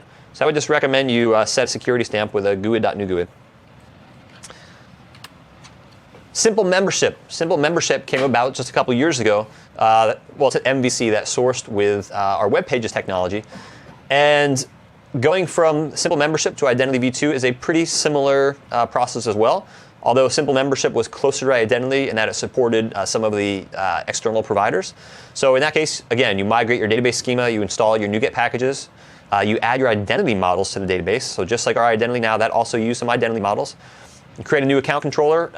You have to add some startup code, just like we see in our current project. You add the startup class to your MVC4 project. And then copy your identity config, and also consider seeding your security stamp. So I've got laid out just some steps here so you can see kind of a high-level overview. We won't do simple membership today. On ASP.net, there's a bunch of great tutorials on how to go from each technology, how to go from V1 to V2, how to go from simple membership to V2.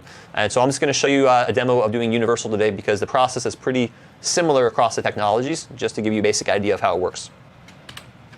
All right, first, let us do one that has no identity installed. We're going to do basically an empty project here. 0 to 60. 0 to 60. This I consider one of the easiest ways. I don't care how large your application is. Let's assume you have some web app you've done, MVC, in Visual Studio 2013, and it's like, I don't know, millions of lines of source code.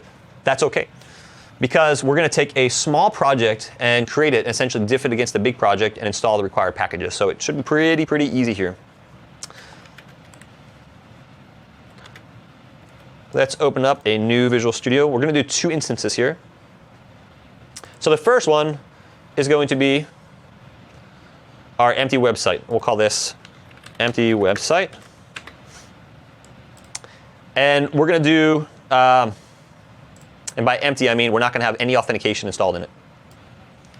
There's some cool tutorials if you really want to see how you build it up from the ground up, by just taking a basically empty app and then adding on all the different modules in there. There's some great blog posts out there. If you're building something like that from scratch, that's fine. But for me, I've already got a web app. I'm already using MVC. I want to know how I can then take identity and install it into that application, disable my old system, and use a new system. So that's what I'm going to show you here. So we're going to change authentication to no authentication.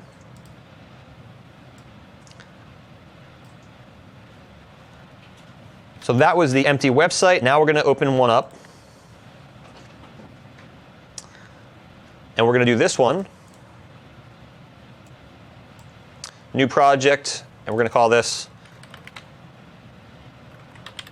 basic identity, MVC, and this is already set for individual user accounts, which is what I want to eventually get the other one to. Okay, so we've got 2 projects here. Basic identity and an empty website. One has authentication with it, one does not. So let's go ahead and run basic identity.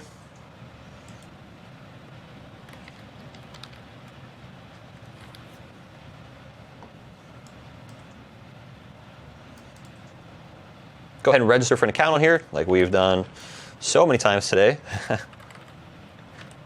There goes that F1 key again. Curse you.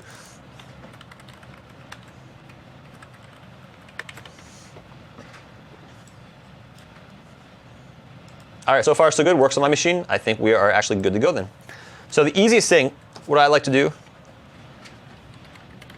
I'm going to open this folder here. And I'm going to open this folder over here so I can right-click and open folder in File Explorer. And I will use one of my favorite productivity tools of all time. There are a few tools that have sung to me over the years. Visual Studio. I probably actually wouldn't be working at Microsoft this day had it not been for their development tools many years ago, where I was like, wow, this works. This is great. Incredible. One of my favorite diff tools of all time is Beyond Compare. I couldn't live without Beyond Compare. I could not. So I'm going to take my empty website. Actually, we'll take basic identity. It's going to be on our left-hand side. Select left folder to compare. Compare to identity. Now I want to change a couple rules up here, because right now it's going by file size and timestamp. I don't care about any of that. I actually care about content and not CRC, not binary, but a rules-based kind of text comparison. If there was one way I could configure this to actually ignore namespaces, that would be awesome. So that it didn't show that a file was different just because the namespace was different? I was actually just playing with that the other day, trying to get that to work. Okay, so let's go ahead and look at our code here. Let's kind of piece out a few things. We can see that we've got, if we just concentrate on purple on the screen here, we've got identity config, startup auth.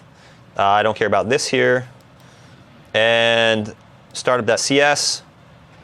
And I've got some stuff in these folders here. So if I look, in my controller folder, I've got account and manage. That makes sense. That's the classes we looked at before for logging in and managing your user data. Models, wow, all the account models we don't have, which also makes sense. And properties shouldn't have anything of mention that we need. So I can actually just exclude this to get out of the way. And I don't care about these guys. I'll exclude those. And I know there's nothing in here. I can exclude that as well. All right, so we're left with some stuff here. And if I look at a lot of these files are going to be just as Jeremy said, it's just basically a namespace difference. See that? If I look, I can see up here in the upper left-hand corner, there are no differences in the file, but that one little one at the top there. So I can ignore those, and I know the same is with filter config, and I know the same is with route config. So I can actually just come in here and exclude all those files as well. My home controller, same thing. It's just a namespace issue. So I can exclude that guy as well. Now we are left with a couple important things here. Account, manage, and share. So let's go down the line. We'll address app data shortly. Let's get our identity config and our startup auth. Remember, this configures identity. This one configures our OWN modules. Security, we'll call that. Copy to the right, our middleware. Account controller, manage controller. We're going to copy that to the right as well. Copy our view models over.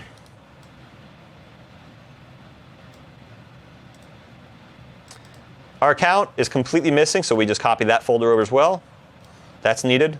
And of course, if we want the user to be able to manage their account, we copy that over as well. Oops. Copy to right. All right, now we're getting down to just a couple things left here. Our layout exists in both. Let's see what this is. This is akin to our master page in web forms. Layout.cs.html actually has built-in support for a little a login partial view here. So just a little piece of that little area on the screen where the user actually does the login. Yep, just a little bit of area where it shows a login. So you might not want to, I mean, in this case, we might want to just copy that directly over, but in your app, you might be moving this strategically to a certain point. Yep, so in this case, this is the only change. I could copy this file over, but just to show you, I can just copy that line over to the right. Save. I've migrated SQL scripts with here. We used to have a FTP deployment through our dev to QA to production environments. And I would use this tool to compare to make sure that our devs match QA after release, match prod. I mean, it was such a great tool. It actually does three-way comparisons as well, so that works for three Very environments. Cool. Yeah. Okay, login partial, that doesn't exist. Copy to the right. That contains our little login and password text box. And we see our error page is handled slightly differently here.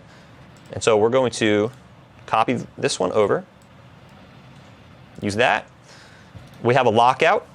Of course, that's related to an account. And our web config, we're going to get back to web config. And actually, in this views folder, I don't care about anything here. That's just a namespace issue. This one can be excluded. But our main web config, oopsie, It should be up in your filters on the top right. You can go edit that manually. Exclude files. So erase that. There you go. There we go. And just exclude just this one.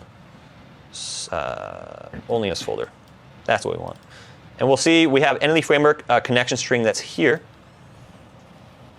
And we have a couple other things that Entity Framework has added down here. These ones here is just the order of our NuGet packages. I'm sorry, of our bindings in here that don't matter. And since we're using authentication here, we can see that it's saying, hey, remove our forms authentication module if it happens to be there. Even though we're using MVC, because of how web configs work and applications configured in IIS, you can actually get inheritance that goes down the line for parent and child applications. So we're saying, hey, by the way, if that's here, go ahead and move that, remove it. So we're going to keep this open. We're going to get back to this in a second here. Let's go back to our what used to be our empty website. And our files aren't included, right? So we need to show all of our files. And this gives you a real easy view. We can come in here. Oops, wrong key.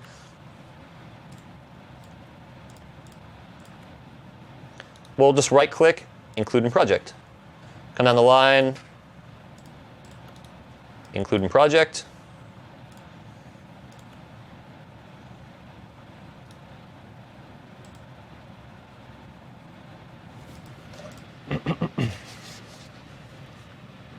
Okay. We need our startup.c#. I saw that was missing too. Include that as well. And then what we're going to have to do in this is we have to come in here and fix up a couple things. So first thing is, you notice these namespaces. If I try to compile right now, it's going to blow up all over the place. Type or namespace OWIN does not exist in the namespace Microsoft. Doesn't recognize Entity Framework. Doesn't recognize all this stuff in here. So we need to include a couple packages here. NuGet packages. Remember I said this was all pluggable by NuGet? Brilliant technology. And I can come in here and take these guys. So we're going to install just a few packages here. OWIN, Identity Core, the Entity Framework implementation. And actually, we could leave out Google here, but I'll just copy and paste this all here anyway. And System Web.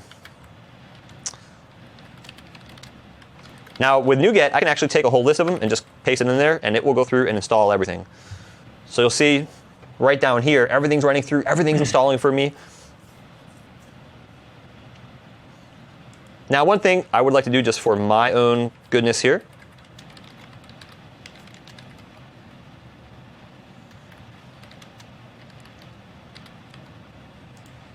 And we've got one last one we've got to hit enter on. All right, let me compile. Succeeded. Perfect. However, notice I've got some problems with my namespaces here. So ideally, you'll want to correct these, and the easiest way to do this one is called, the one that we copied in was basic identity. So I can just say replace basic identity. I'll find the whole word. And I want to replace that with empty website, just so my namespaces match my application and I don't have kind of this copy-paste error here. 29 occurrences replaced. Compile. There we go. All right. Let's go ahead and let's run this. Now notice we don't have anything configured here for a connection string. So we can go ahead and I think everything else here. Let's run this. I'll show you. Empty website running. We go over here. Let's go register. I'm just going to say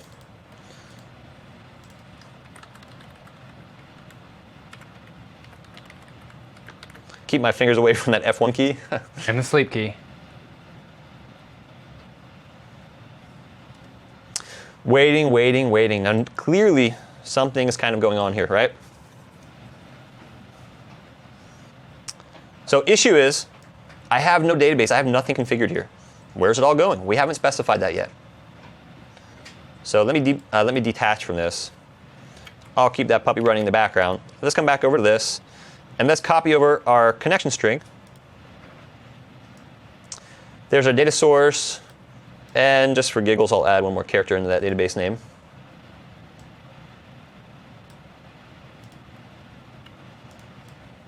Just so we have something different. And there we go.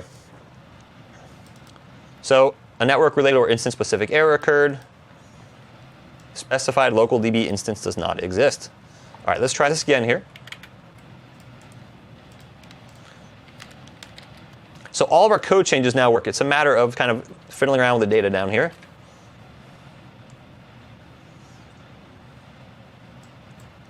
But as it stands now, outside of the data access, my application is essentially fully migrated, so to say.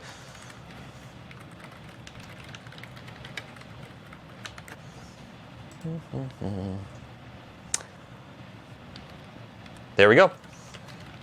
Just like that. Now if I stop this, in what used to be my empty website that had no identity in it whatsoever, there we go. The identity system is installed. So we just did a diff. We copied it over. We made sure that our connect string pointed to something. And for those, again, not familiar with Entity Framework, that's OK. All we specified in our config file here, say, hey, this is where you're going to keep a default database. It's going to be under our app data folder, although we don't see it here. But if I open it on the file system, we see it here. If it doesn't exist, it's going to create it. And that's all we have to worry about. Entity Framework is going to take care of the rest. That's just a copy that we needed to copy over. If you want this to point to an actual database, of course, this is where a database on your network somewhere else, or a full SQL Server instance, this is where you would change that value. So this now works. fairly easy migration. I mean, I kind of talked as I went through this, but you could probably run through this inside of about 3 minutes or so, copying it over. And again, I don't care if you have a 100 different folders in your empty project that doesn't have authentication. You hide all those folders. We don't care about them. We only need stuff specific to the identity system. Install the NuGet packages to support it. Update our web config. Bam, we're done. Just like that. Not too bad. So we took a project that had nothing, brought it up to speed with identity, just a few steps. Now let's take a little bit more of an advanced scenario here, and this one's a little bit tougher. Let's take the scenario, we've got a web forms project, and we want to take a universal provider with profile data, and we want to migrate that on over to identity. And we want to read out some of that profile data and store it in the database as well. So we want it to work, and we don't want to use the old way of doing things. So the last one was 0 to 60. Now we're going like 60 to 100 or something. 60 to 100, yes, yes. And this one actually plugs on nice to old projects because you don't have to kind of do that diff like that. But there are a couple things to be aware of depending on how you're doing your technology. It might take a little bit of fiddling doing with it. I would definitely recommend create a backup of your database and create a couple backups of your source code. So you can, if something fails, you can just reset it. I always like to create a script. Always have a script of the steps you're doing. Work through your, make a copy of your source code, make a copy of your database, work through your script. If you hit a snag, start all the way over again, correct your step, work further, start all the way over again. That way you know that that's going to work when you finally go and do it for real, ideally. Ideally. Okay, so let's look at a web forms universal provider migration here. And I will close out my empty website that is now full of life and get rid of basic identity. Okay, so I'll talk about this project here. This is a web forms project. And in this web forms project, we are doing forms authentication, /account/login.aspx. And the one thing that's been modified here is this has a custom profile provider here. So there's a class here, personal stats. And what this is just doing is taking a couple fields about that user. Date of birth, user stats, city. And it's going to store those in the profile. So remember, profile, or if you didn't know, profile in SQL membership and beyond was a very interesting beast on how to store data here. So that user has some data stored with them. This is the old system. And notice, there's none of the new tables in here. And if we look at the property names that it understands, there's a table here. It says, I recognize something called profile info, and here's a property value. Let's copy this out and paste it into Notepad. And you see what it does? It's serialized that class, and it's storing that out as XML in there. And there's also you can have a binary version that gets stored as well. You can also, there's other ways of storing profile data too, where it will do like pipe delimited data like that. So it wasn't the best way to store data. I like to store it directly in a table. If I have a field named city, I want it stored in something called city in my database. I don't want my fields to be smashed together like that. Okay, so let's go ahead and look at here a couple steps that we're going to need to do. We need to migrate our database. We need to bring some code over. I have a folder with some helper stuff in here.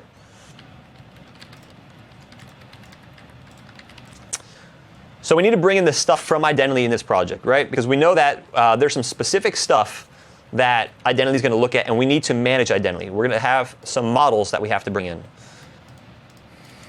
User manager, DB context, like we talked about early on. We're going to need to bring in this case, web forms pages to manage that user's identity, to be able to log in, to register, manage roles.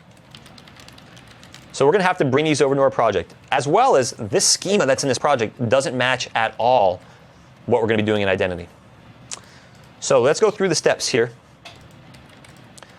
There's a script you can find out on that. Again, I'm going to publish this entire package. We have a bunch of really good tutorials out there. The current tutorial out there, I think, deals with V1 and membership. So this deals with V2, getting your universal provider all up to V2. And everything that I have here should just work. So we're going to copy this migration script out because we need to be able to take this data and bring it on over. So I'm going to open up a connection, a new query list database, and paste in my migration script here. This just does some checks saying, hey, if your roles, if your tables already exist, we're going to drop them. So just review the script. If you happen to have some identity tables here, it will get rid of them by design. I just want to start fresh from this. Always review the SQL scripts you run against your database. Come down the lines. This is all of our SQL stuff here. That looks good. And then there's some insert statements where it's selecting from our existing tables and inserting them into the new tables. So these scripts should take care of most of that for you. This one's kind of easy. When we want to query our roles, the role format was fairly similar. If we want to insert into our new ASP.NET Roles table, we just select role ID and role name. A couple different fields. The old ones had application ID on there and a role description. The new system just has an ID and a name with it. OK, let's go ahead and run this script. Scroll down. All looks good. No red text on there, no red font. That's a good sign to me so far. Now, what we've got to do is bring in some classes here. So this was the personal stats table class that we talked about. We have a copy profile data application here. This is a console app, and this is going to migrate some of the data for us. It's going to read that profile data and copy it over to Entity Framework. And so we'll walk through that in 1 second. Let's get the other stuff in place that we need. So recall that we need something to bootstrap the middleware, and that was a startup class here. So we need to bring our startup class into our project. Let's check that guy out. There we go. So this is kind of our bootstrapper class. This says, hey, we don't know what this is. Oh, fair enough. Let's bring that in now. That's our startup auth. And remember, all of our startup code here that's specific like that should go into right here. And then let's go ahead and take these packages here, these two folders, I should say, identity account and identity models, and bring them over here. And again, let's look through those. We have our DB context. This is our Entity Framework class. We have application, role, user, and then some of the legacy ones here.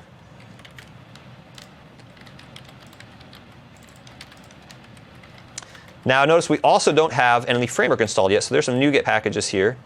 Let's close this out and go to that new migration script.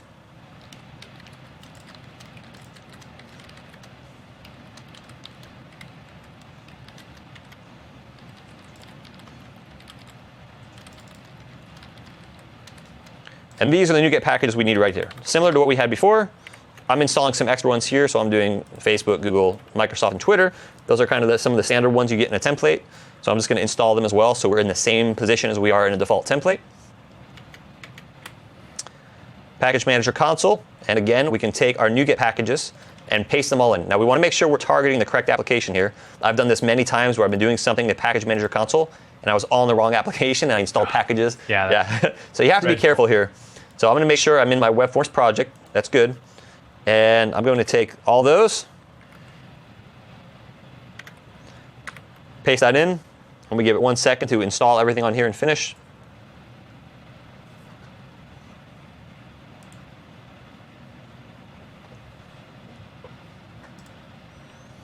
And the last one, I always have to hit enter on there because I didn't copy in that carriage return line feed. OK, so the build has succeeded so far. But notice our database schema now has all of our new tables there. And if I look under my old users table, I had a user called old user. And in my new table that was created from that migration script, I now have old user as well.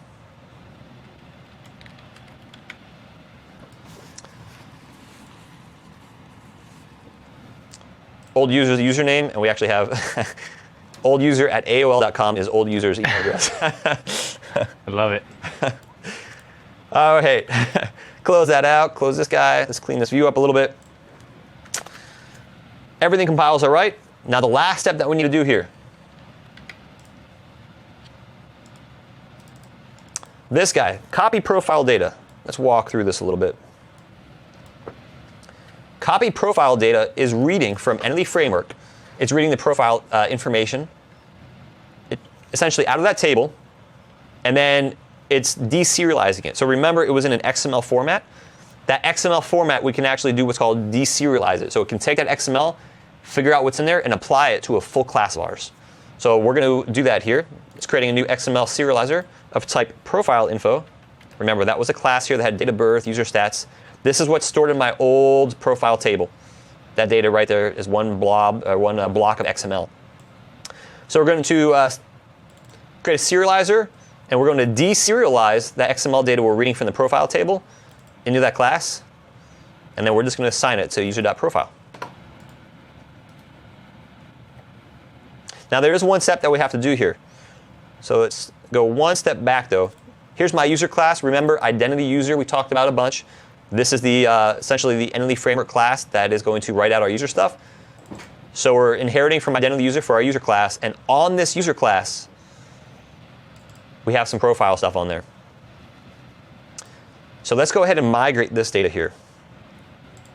Why is that profile stuff an object as opposed to just a set of fields?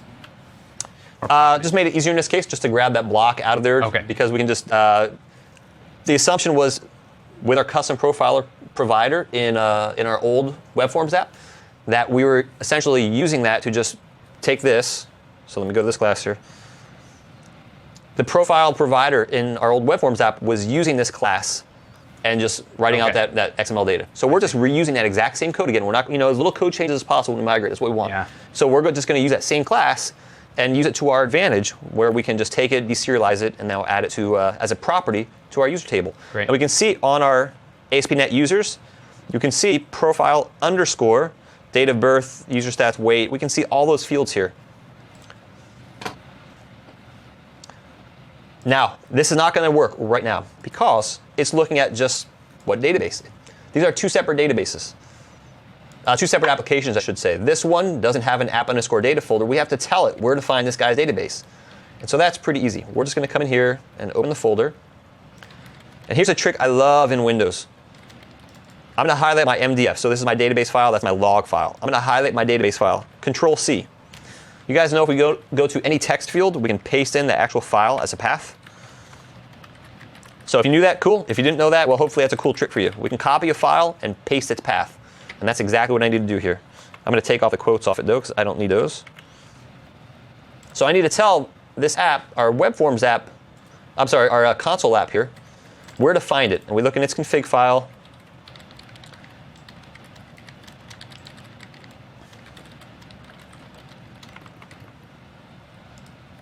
And there it is right here. So it's pointing to some other path, some other test sample that I was doing. So what I need to do is paste in this new path. The file name you're going to attach to is the path of the MDF file in my app data folder. That is it. Save that. Jeremy, I think we're good to go.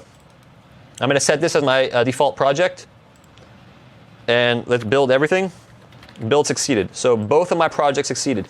Now there's something interesting that my copy profile data is doing, is it's actually looking into my web app for those objects. That's how it knows about this DB context.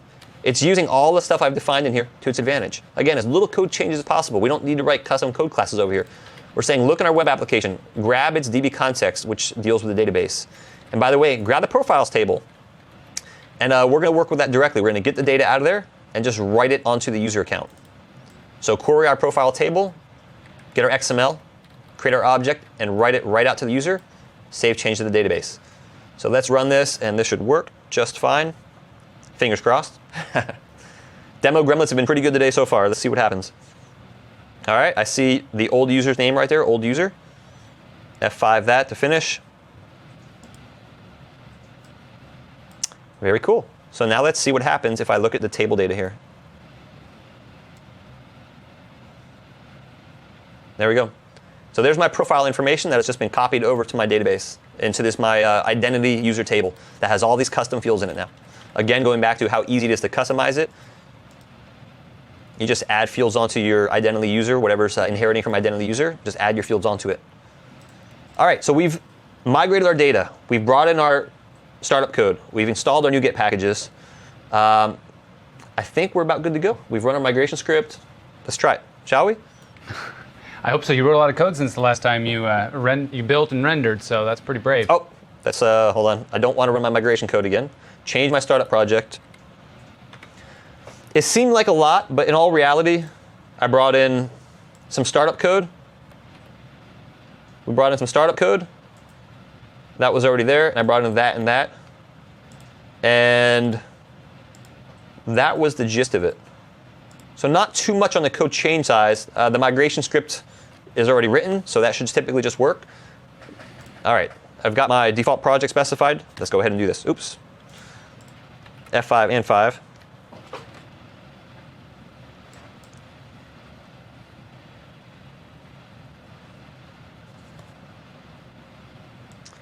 Okay.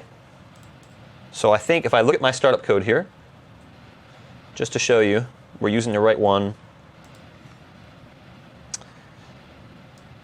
This was a new login here. So here's my middleware, my cookie authentication provider. Use that URL at /identity/login. So let's go ahead and do that. /identity/login. Okay. Old user. Login with old user. There we go. And there we have it. So we migrated our data. We added the identity packages. We brought in the web forms code that we needed for our models and our ASPX files. Ran it. Voila, all done. And that feels like a big accomplishment, actually. It feels like, it seriously feels like we got a lot done. And, yeah. You know. This is huge, to be able to take your old applications and pretty easily bring them completely onto a brand new identity system that supports two-factor authentication and things like, well, we'll look at some stuff in the next module of yeah, don't spoil anything. What about multi-step? Are there any multi-step processes where, as opposed to just kind of doing this all ideally and then hitting go and letting your users log into the new one, what about migrating the users in waves or slowly in stages? Have you done any migrations like that?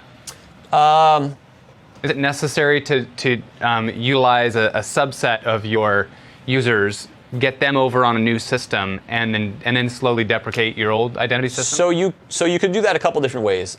If you're going to have both of them active at the same time, you have one set of users, they don't know anything's happened. They keep chugging along the application. You do all of this, and then you basically point the new users at your new login URL. And it's up to you on how many records you migrate over. You may have already migrated everybody over just to see if it works. Yeah. That's okay. The new users aren't using the login URL. If they happen to change their password over there, then as a last step before you go live, you'd probably want to take the password hash from over there and copy it over to the new tables. Yeah. Or any other profile information you might need, because they might change a profile. In a system like that, where we have multiple different profile information users can change at various times, I would probably do the entire wave at first as a test, just to make sure all the data comes over and my scripts work okay. Yeah. But then you're going to need to refresh it at some point, because then that user is going to start changing their profile, or they absolutely. And so in that case, what I would do is I would take, in this little copy profile data class here, I would change it up to look at when the users maybe last logged in, and anybody maybe before that migration date, we don't touch because we know their data is the same. Anybody after that migration date, we just pull in their new data again. All right. So pretty easy. Not too bad. All good? Yep, I like it. All right. So what's the next module? Next module is going to be identity best practices. Excellent. Some cool little things you can do. Just, Excellent. A couple of random tidbits that'll help you out in your applications and help round it out, make it a little more feature-filled. I think it's going to be pretty awesome. All right. It's been nice chatting with you guys on our chat and on Twitter lately. We've been Twitter too. All right. Twitter action as well. Very so that's cool. been fun. We'll see you all in 10 minutes. See you shortly.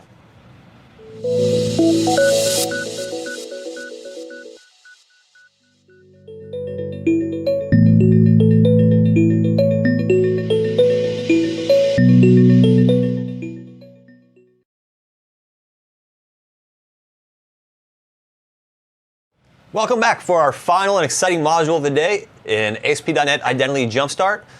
We are here to talk about... Wee-hoo, I can't tell who you are, not with those glasses on. I'm going to wear these for the whole rest of the session. I'm going to be driving on the road, all right, I'm texting with these. Dark. All right, this is identity tips and recommendations. We're going to talk about some basic things to integrate in your application, things that you might wonder about, email verification, some other things that help round out the features in your application, your identity application. Sound good? And if you haven't gotten questions answered, go ahead and drop a question in the chat room. We'll try our best to see if those are some things that we have some time to answer. Can't guarantee it, but we'll do our best. So, yeah. All right, talk about the module overview here. Every time I go off camera on, I'm going to. So recommendations and warning, and then we have lots of little bite-sized demos on here, so little things to see. Recommendations and warnings. When it comes to security, I have some basic recommendations. I actually did about a 5-hour course on security, and the research for it was very interesting, just unveiling how many different issues there were in people's applications and how bad security practices are.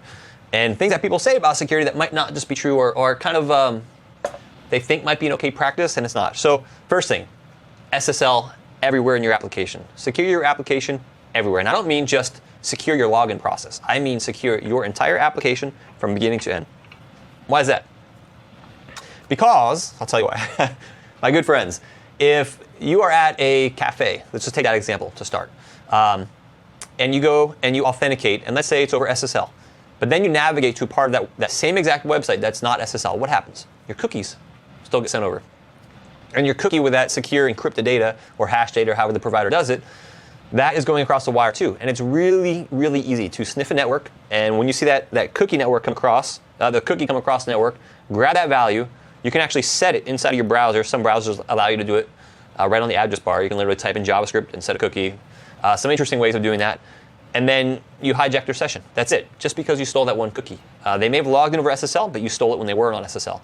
So it's very important to protect your entire application from beginning to end on SSL. Now you say, all right, well, I don't let my users happen to work at, I don't know, their local favorite coffee shop. Maybe this isn't some sort of internal application only.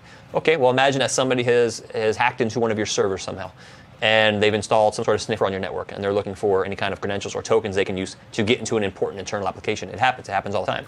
So always, always, always use SSL. Enforce a strong password policy. So if you want, you can increase the default values on the password validator. The default built-in values on a validator are, let's create this basic website here. We'll call this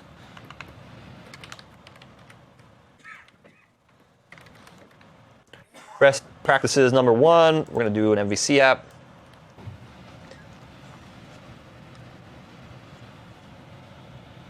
I can't say it enough times, I love NuGet. The fact that I create a new project, it installs it all, I can upgrade them, it is really cool. All right, let's go to our password validator here. Notice the password validator default length is right there. That is too low in my humble opinion. Yeah, mine too. Way too low. 6.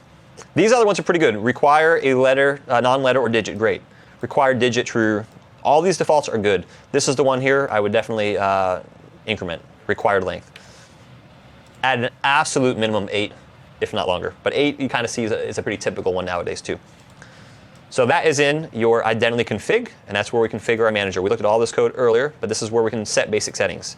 User validator, password validator. And we're going to get to some of these very shortly. Use CSurf. What is CSurf? I try to surf. I'm not a good surfer. People say, do you surf? You live in Southern California. I say, I attempt to surf. That's about it. CSurf. Use CSurf. I surf on the sea. What was the other one? Oh, async, await. Doing a play of words during the break here. So use CSurf tokens everywhere on your post method. So what is a CSurf token? You'll see them throughout the code here.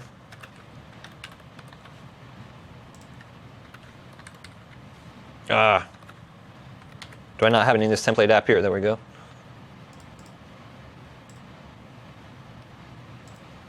Let's go to my account controller. Yeah, this guy right here. Validate anti-forgery token. So if we look at our log off,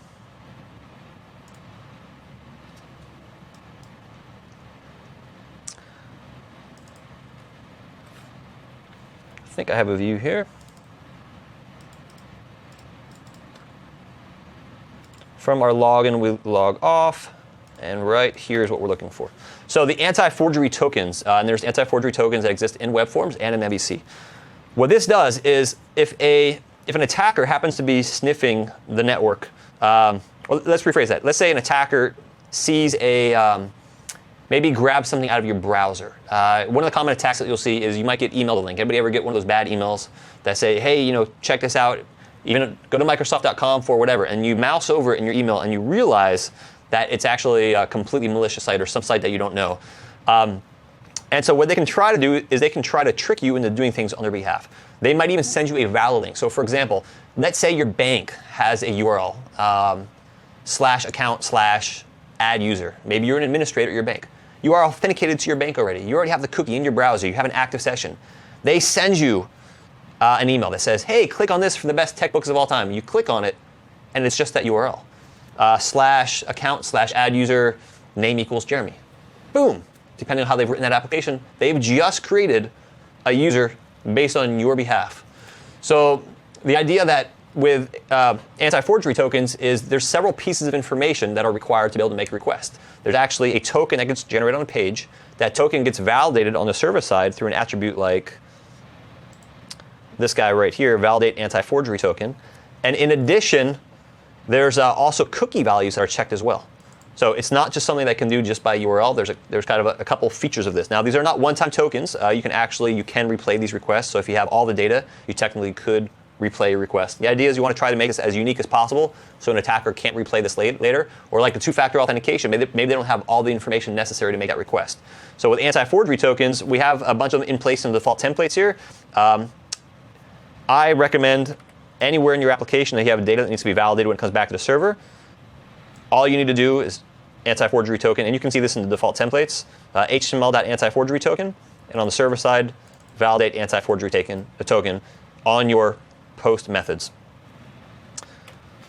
So CSRF, cross-site request forgery tokens. That's what you want to. That's what XSRF is. CSRF is the rule for implementing CSRF. Always implement CSRF, or does it really kind of depend on what kind of data you have on your website? I always implement it just as a general practice. Any of my when a user's logged in my site, and so if I just have like a basic anonymous website that people can just maybe fill out whatever, there's no logins happening, nothing really important like that. User's not logged in, I shy away from it. Okay. If a user's logged into the site, I will use them virtually for every single post method. Okay. Do not allow for unlimited login attempts. So we'll look at account lockouts. You might think of an account lockout and you're like, I don't want to do that. I want my users to log in. Don't do it. There are literally bazillions of people, and that's an official number, bazillion, and they press a button on a script that they either have written or downloaded off the net. You may have heard of the term script kiddies. So they'll press a button and they just start enumerating sites. They find some, they just start trying to do a login attack against it using this password, that password, that password, that password. And let's say you have something like a 6-character password, and you don't implement an account lockout, then they can literally take a password database and they can just start hitting and trying to log in as some user. And it's pretty easy to find out users that exist on a system through a little social engineering. They might call them, or they could find out maybe through a cache at the local cyber cafe. And there's a lot of different ways people can find that users have an account somewhere. Even blogs or forums on the net, you see people that have email accounts there, you know what providers they have. So folks will actually literally just take a password database, they get a couple of usernames, or they try to randomly go through usernames, like Adam Smith, common names like that, and just using a password database. If you have a 6-character password, it's a pretty good chance that over time, if it's not getting locked out, and that they might potentially get some of your users' passwords. So we're going to look at how to implement that. If your security requirements demand it, this is a pluggable system. ASP.NET Identity is pluggable. You can actually change your password hashing method. That is not something I would recommend for everybody. That is a specific security scenario. As Jeremy was saying earlier, there are some security experts that recommend doing it longer, but there's a trade-off there, because the longer you do a password hash, the more tax it puts on your system, and the longer it takes a user to log in. Imagine if you're doing a second of password hashing for every user, and you have thousands of users hitting your site all the time. I mean, that's a lot of calculations going on the server. So there's a balance there, and I think what's provided by default is pretty good. Secondly, consider shortening on-validate identity times to expire sessions. So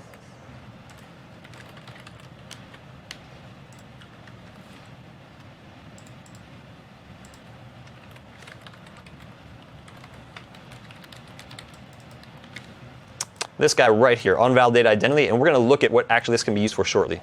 So this is a general, this is 30 minutes right now, and we'll look at what changing this does in one of the demos here. Now, here's always been a topic of debate. How do you store your credentials?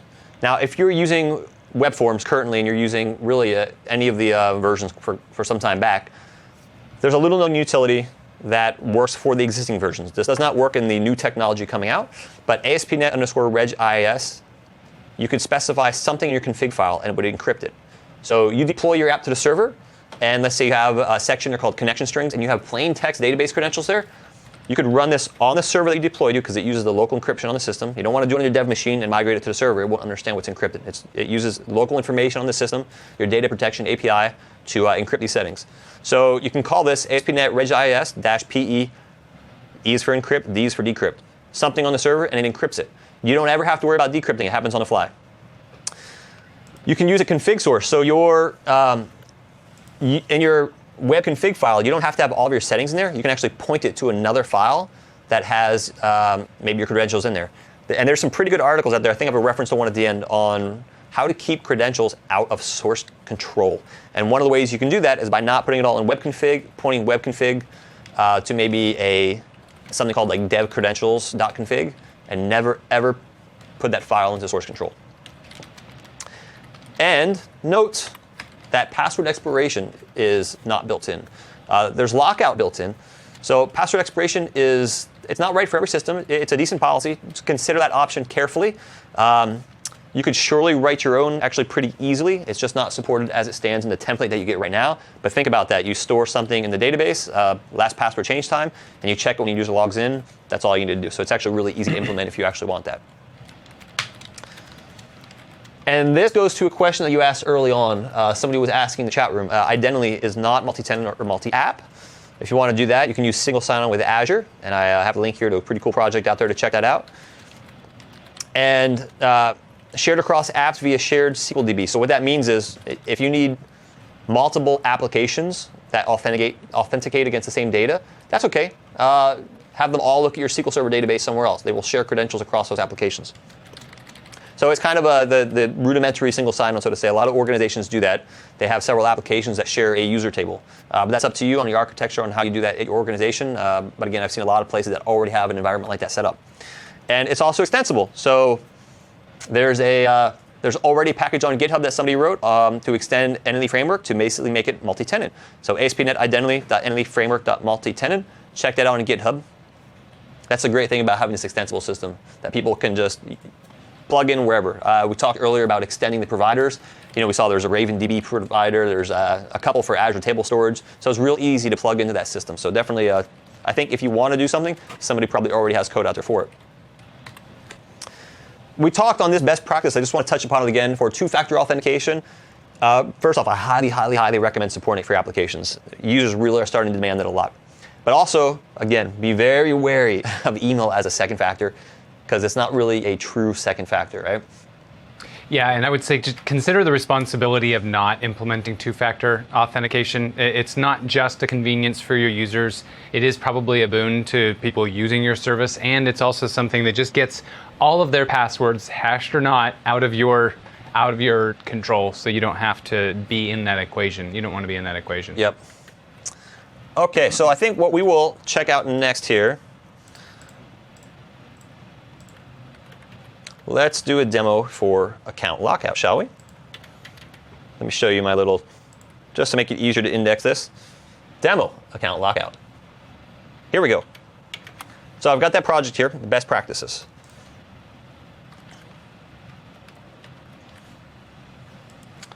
In our identity config, we already have some stuff set up for lockouts. However, just like some of the other functionality like two-factor authentication or external login providers, it's not actually active yet. So this here basically says user lockout enabled by default. Well, that might seem a little ambiguous. What that means is that this is enabled for the user. So when that user gets created, that lockout is available. In other words, they're not locked out when you start to create them, but it's available for that particular user. It just so happens that the way that we log users in right now doesn't lock them out on a failed attempt, but we're going to change that. So that's what that's for. Default lockout time span, that's pretty self-explanatory. Default, it's 5 minutes. Max failed attempts before lockout, 5 if you like doing 10, or 2 if you're really strict. That's how many times the user can fail before their account gets locked out, and then they're locked out for 5 minutes. The problem so far is that our accounts actually don't get locked out. So what we need to do here is look at our account controller, where all of our account stuff happens. And let's check out our login method. And the team has done a pretty good job about commenting stuff in here that basically tells you this doesn't count login failures towards account lockout. To enable password failures to trigger account lockout, change to should lockout is true. That sounds easy enough, doesn't it? Now notice this guy right here.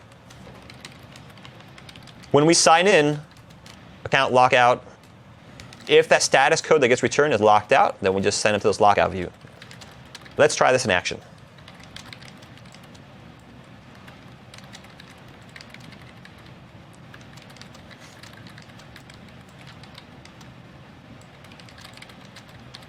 Register, I'll do adam@no.com.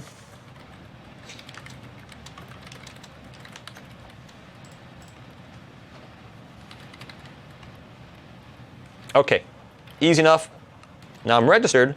Let's log in. I'll just do anything here. 2, 3, 4, 5. There we go. It's automatically happened on the back end. It says we are locked out. And we're going to go back to our lockout view. This account's been locked out. Please try again later. And now the timer's on. So let's look at our data in the database here. That was 5 minutes. So if we look at our ASP.NET users table,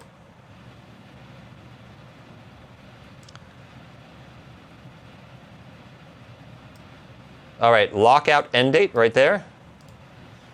Is lockout enabled for this user? In other words, will lockout work on this user, yes or no? And the access failed count related to the failed number of logins. And that's it. Now we actually wait. And that's 5 minutes. It's 5 minutes, so what do you want to talk about? So you get the idea. That is how you lock out the user. It's a very, very simple demo. Easy to integrate. You just need to enable that when you sign the user. It's literally switching one flag on there. Now, by default, I think this is a big one. I mean, I think that if a person can't do a bulk attack, yeah, you know, what's the right term for that? Dictionary attack, brute force. Brute force attack. If somebody can't do a brute force attack, it's just not even possible. Like instead of taking 3 years, it's going to have to. It's going to take 3 millennia, and it's just taking it out of the realm of feasibility. Yeah. Yep. It just so happens, you know, I kind of wonder what the statistics would be on somebody just using the basic like common password dictionary, like happy number 1 or password 1, and just try everybody that they can scour off the net one time. I'm sure people have done it. There's so many basic passwords out there. Use secure passwords. Yeah, like the word password. That's a great one. Password, yes. Password or the. Are there any facilities to explicitly disallow common passwords? I mean, surely you can do that on your own, but. I'm sure there's probably a NuGet package out there for it. I'm not familiar with anyone, but there's probably something really easy you can get out there with basic dictionaries. If not, you can roll your own real easy, right? User registers, and you check it against your database of. I know you can get common password dictionaries out there on the internet. So if you load that into a table, and when you use registers, check it against that table, and basically make sure it's not in there. Yeah, that's too common of a. Yep. Yeah, that's a good idea. All right, next, let's look at doing email verification on an account. So user registers. Let's go through that process again here. Let's run this guy. And I'll load up registration. We'll do adam@yes.com.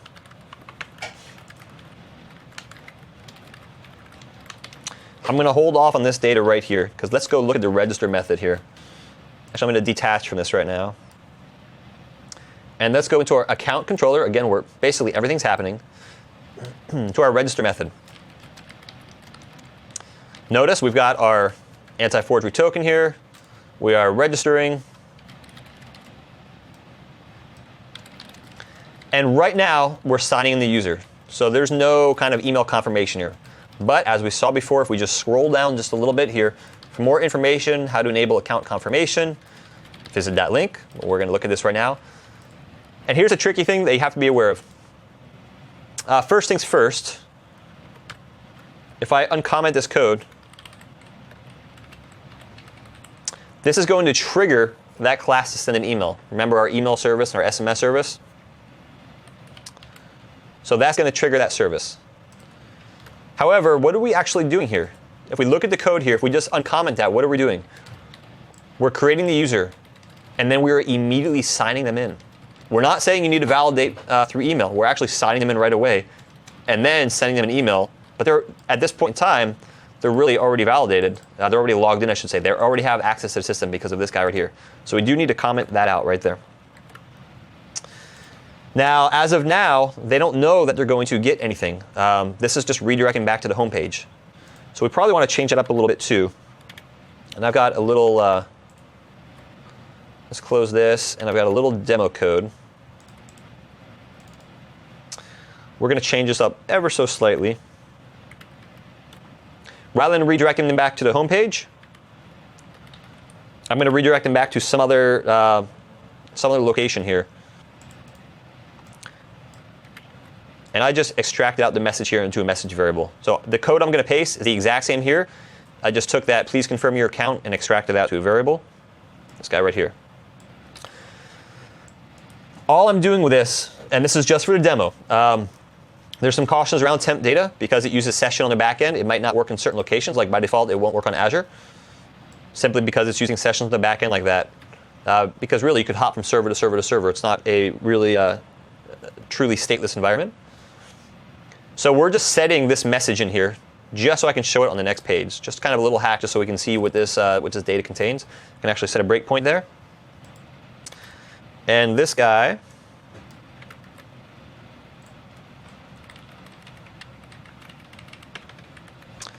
this is doing nothing more than saying, hey, there's some data here you need to go check. This is going to return a view called new account check email. Let's just create that view here.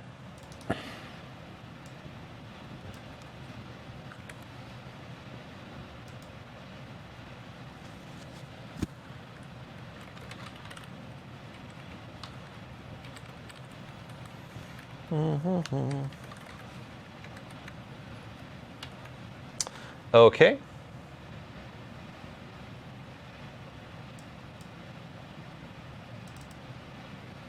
Just want to look at one thing here real quick. Oops. Okay. So what we've got here is we're just going to spit out this message here. That's the same thing we're storing in temp data. In other words, it's just our message here to this guy right here. Please confirm your email. So we hop here, we come down, we set that variable, and then we're going to display it on the page. That's all we're doing just for our own purpose here. And then we're going to write this out. So that's using web forms. All this is saying is we're going to load up an HTML page called new account check email.cshtml. So we look over to that page here, and actually made a little error here. This is just, we're passing a string to it, and so we're just writing that string out right here. And let's go ahead and run this.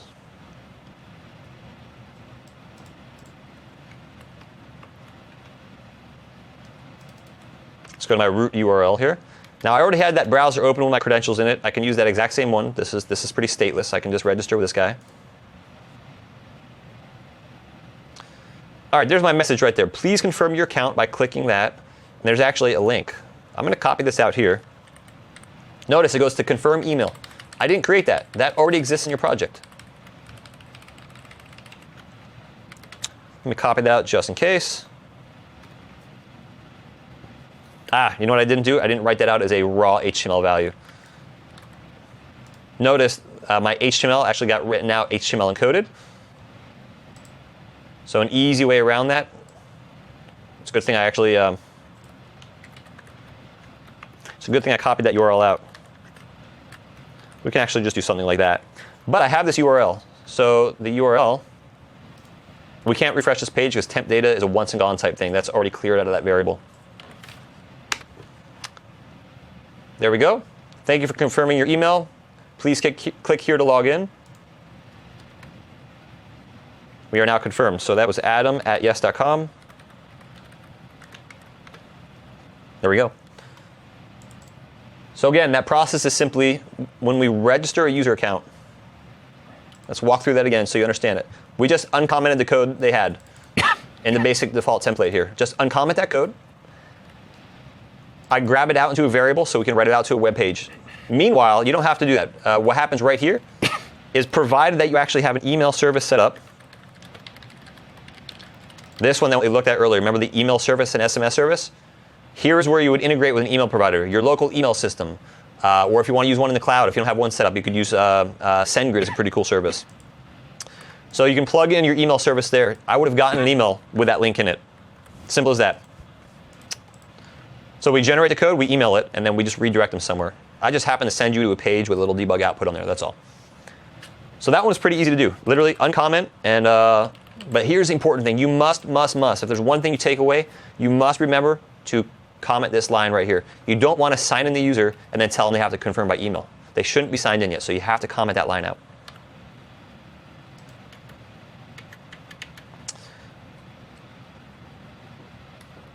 All right, let's go to our next demo here. Password recovery.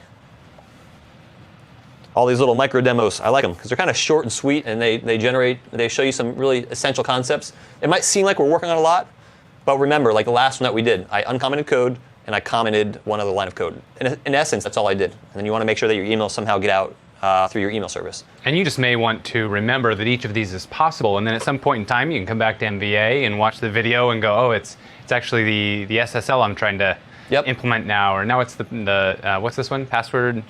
The next one, password recovery. Password recovery. Password recovery. Yep. Absolutely. All right, so let's look at a little password recovery here. Here we go. This one is pretty easy. So if we look at this code in our login page, again, there's functionality there, but it happens to be disabled right now. And by disabled, it means the link's currently not there. So we have to do a little work, just a little bit. So I'm going to delete that and re-enable this link. So I'm going to run this. And notice this is going to forgot password. So let's see what happens here. Run that again, and I will go to login. But oh no, I forgot my password. So right down here, we've now enabled this link, /account/forgot-password. There we go, an email link. Now let's look at what this code here actually does. So we need to look under the account controller, our forgot password method. Let's see what that contains.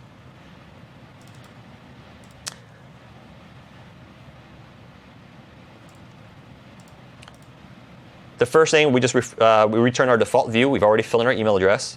And then when we post it back, we get into this. Again, notice validate anti-forgery token, very important. So here's our data coming in. We find the user. If the user can't be found or their email is not confirmed, we just email them back to forgotten password confirmation. This works. I like to mix this up just a little bit more because there's a couple scenarios I want to talk about here. What if a user never got their initial email? I mean, it happens on occasion. It's rare, but somebody will say, I sent you an email, and for whatever reason, the internet gods decided to eat that email, and it didn't come out. So in this case, we need to change this a little bit to make it a little bit friendlier for the user. And so what we'll do here is if they happen to come back to the forgot password page, what we'll do is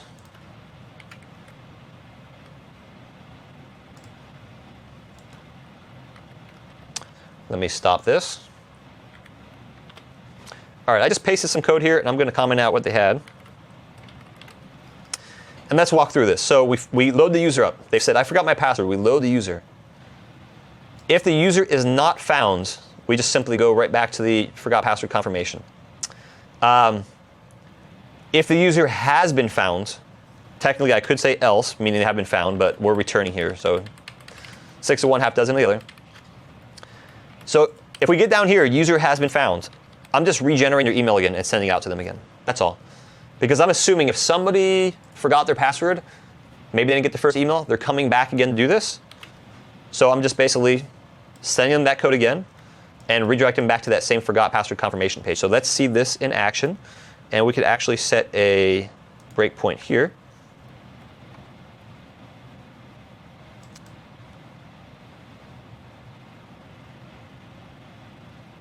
Real easy for this one.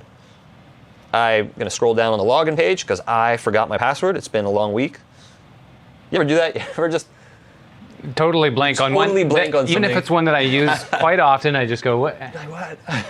Do you You know, use any the worst for me though is when I create a new password. Like I've just changed it, and I think I'm definitely going to remember that. Oh yeah. And then a few hours later, I have no idea what I changed it to. You ever use? I'd be kind of curious in the chat room too. Do you use any kind of password manager? I have a- kind of do my own. Okay. Yeah. I use. There's one called KeePass, KeePass, and so it's an encrypted database that stores all stuff for you with a phone app and all that. And every now and then I'll register on a site, and I'm like, what was my password there? And I'll load up KeePass, and I forgot to add it in there. Like, oh. Yeah, and then it's bad. But most of them are in there. All right, so in this one here, I forgot my password. I just like to keep mine really short and always use the same one. That way they're really easy to remember. Jeremy 1. That is funny. Yeah, thanks for sharing my password. All right, so I'm emailing this link. I'm saying I forgot my password. Here we go. Let's check. Was our user found? Well, yeah, because we got to this point so far. If this looks a little weird, notice we're finding a user, and that in turn is a system.data.entity, dynamic proxies.application user with all this information on there. This is because of how Entity Framework behind the scenes generates these proxies. So that's what that is right there. That's why you don't see just application user. Nothing wrong with that. That's how it's supposed to be. It's still the same class, still all your same stuff on there. All right, so user was not equal null, meaning we found the user. All right, so generate a token. There's our big long token right there. That was again called from the user manager, the high-level API we can use to do all sorts of cool stuff for us. We're going to generate a URL with that, so let me F10 over that. And there's our URL right there.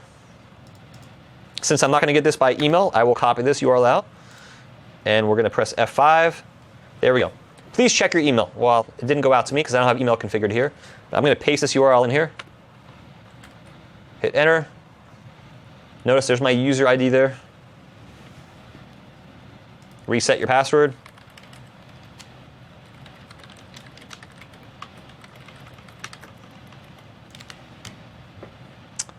Very easy. That's all we did. So let's walk through that again. In our login view, we simply uncommented forgot your password. And then in our forgot password method, once they enter their email address and post back to this method, we say, hey, if the user doesn't exist, don't tell them they don't exist, because they can try to enumerate 3 email addresses in there. You could try adam@wherever.com, and they can try this and that, and they can tell based on the response if they've gotten a hit or not on a valid email. So no matter what, we always want to send the user to the same page, whether they do or don't have an account. That's a generally good security practice there. So in this case, if no user was found, I'm sending them to the forgot password confirmation. If we did find it, we're going to silently send them an email and then also send them to the same page that they would have gotten had they not had an account. All right, that was an easy one. Last demo, let's talk about sign out everywhere. Sign out everywhere is a pretty cool feature. If you make changes to your account, let's say you add a phone number to your account, or maybe you add a third-party provider, or maybe you have a Facebook login and you remove it because you find out somebody's got your Facebook account and they're maybe logging into other services as you. So you go through, you start changing your passwords. In Identity, there's a bunch of fields that you change that automatically trigger your security stamp on the back end to get updated. If you add a phone number, if you add a provider, if you change your password, that security stamp changes. And so by default, what we can look for in our code, all right, when our middleware, remember the startup.auth, when our middleware for our cookie authentication is initializing, we're specifying this method here, on validate identity. And we're saying every 30 minutes, you're going to take the cookie and you're going to look at the data in that cookie and go back to the database and make sure this user is still valid. In other words, from a high-level view, make sure that the security stamp in the database matches what we have in the cookie. It's a little bit more complicated process than that, but that's essentially what's happening. We do this to find out if any information has changed, and we need to basically force that user to sign out. So this is a pretty cool feature. So that way, also another thing is, let's say Jeremy happens to steal my password. And you log in. On your system right there, you have access right now. Well, I can't log you out. I'm stuck. Even if I change my password, your cookie is still valid. right? Because it doesn't hit the database every time. You have a cookie that's set. It's too late. I already changed your password even. Right? Well, that might be problematic. So you have a session. How do I ensure that he is eventually kicked off? And that's where this feature comes into play, that if something changes on your account, your security stamp changes. So as of right now, we don't check the database every request because that would be a lot of hit on the database. So this says after 30 minutes, we'll do the check against the database. If you want to make this really small for testing, we could do something like this. We could change this to like 0.2 minutes. So let's, I know what we can do. We'll do 0.3 minutes, compile this, and we're going to run this here, and we're going to run it in another browser to simulate some other person that has my credentials that I don't want them to have. So I'm going to log in. I'm going to log into both these systems.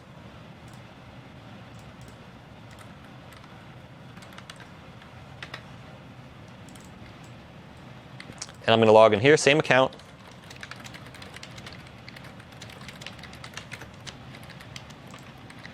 Very good. I'm logged in now, both these browsers, as the same user. So this one represents Chrome. We'll say this is the Jeremy with my account that I don't want to have. And an Internet Explorer here, that's me. So I'm going to go into my profile here, and I'm going to change my password.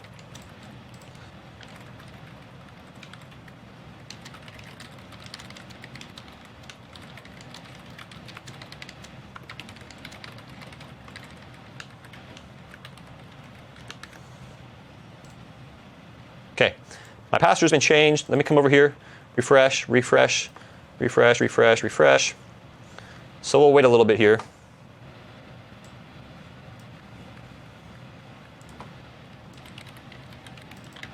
And also, let's get a little inventive here. Oh, you know what? I don't have external logins configured here. All right, I do feel that 0.2 minutes has gone by. Let me see what is going on here real quick.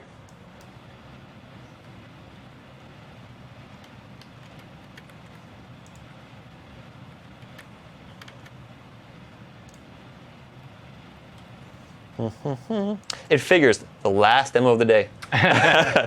It was bound to hit at some point in time, but we've got time. Hold on. Do you want to work on it while I show something else? Absolutely, yes. Okay, cool. There are a number of questions that folks have asked in the chat room. One of them I want to address, and that was just how do you handle this whole? Adam recommended that you encrypt all of the transport data by always requiring HTTPS for your website, not just on the parts where they log in or provide their credit card, but across the board. And that is a good idea. And so the question is, one of the questions was, how do you do that? How do you implement SSL? And another one was, how do you get it so that they access part of your website with HTTP normally, and then switch over to HTTPS for just the critical part? So I'll address those a little bit. So first of all, I went out to my favorite hosting service, the one that I use, which is Namecheap. And Namecheap has a special section. So what I'm saying is you could go to your hosting service and see what they mention on yours. I can go right here into SSL certificates, and they'll recommend, not that it really matters, you can use any of them that you want, and there are really a lot of them, but you can go in and you can find, like for instance, I'm going to just get a basic domain service. I'm really just protecting my domain. I don't have a lot of different what are called wildcard domains or anything like that. So I'm going to compare these products, and it's going to show me a list of these, and they vary from anywhere in US dollars from $9 a year to $100 a year, depending on what the service is. So I can go to one of these, add these, and then you're going to get a certificate that's signed by, in this case, Rapid SSL. And if somebody comes to my website and there's a certificate that's signed by me, that means nothing. Of course, I'm going to sign my own certificate. They need a signature from somebody they can trust. And that's what you're buying here, is a signature from somebody that the user can trust. And so if you go with Rapid SSL and then they trust them, then there's a secure layer that's formed, and all of the data is encrypted with this signature on it, and that's the transport. Now, when do you direct the user to HTTP, HTTPS? Really, that's up to you. Whenever you're configuring your links with your website, you can originally, when they come to your website, they just come to HTTP because they just type in mydomain.com. Your browser is going to say, hey, nobody said anything about what port or scheme to use, so I'm going to use HTTP in port 80. And so that's where it's going to go, but you can, as the website developer, you can redirect them to HTTPS, and now they're secure. Yep. The browser's going to handle that exchange of the certificate, and they're going to be secure.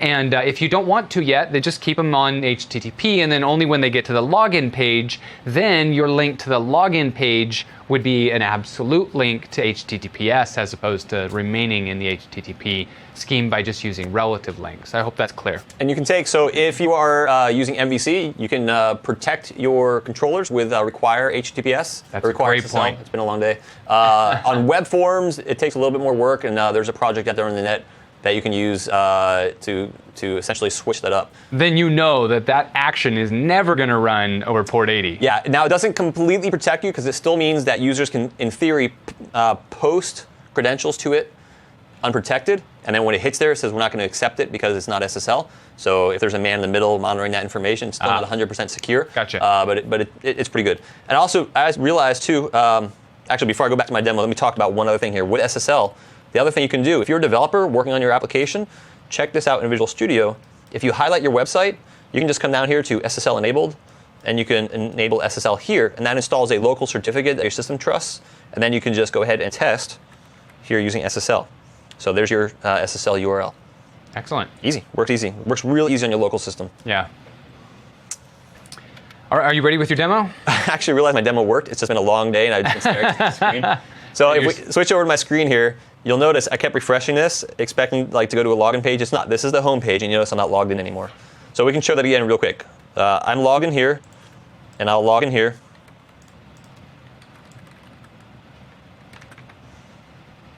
Okay. Both of them are logged in. I will refresh. See my name in the upper right-hand corner. And over here, I'll refresh. I'm going to change my password here.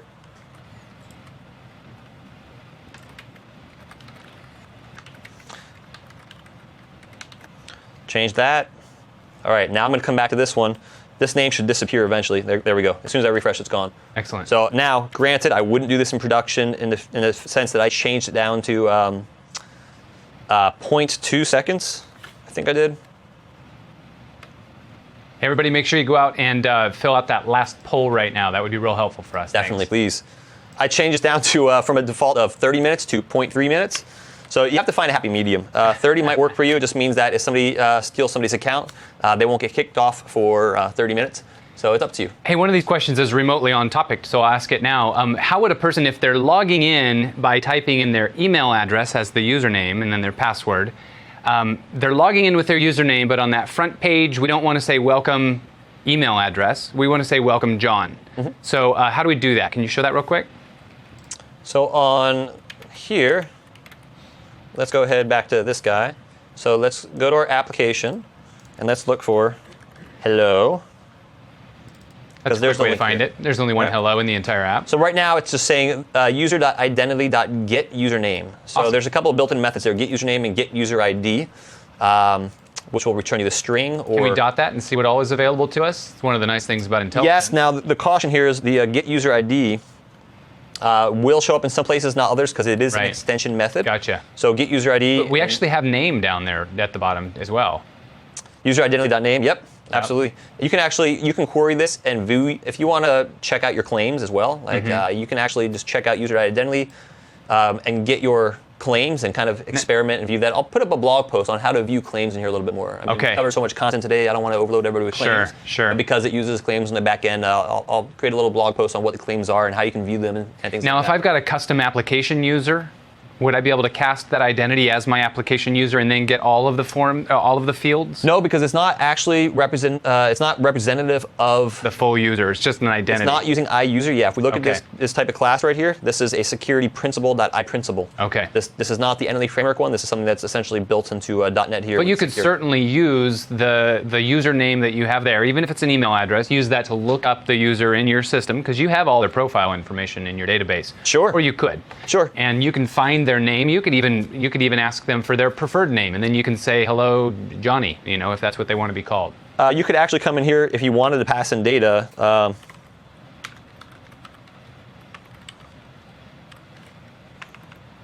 I typically like view models. So if I'm passing data to a view, I would say something like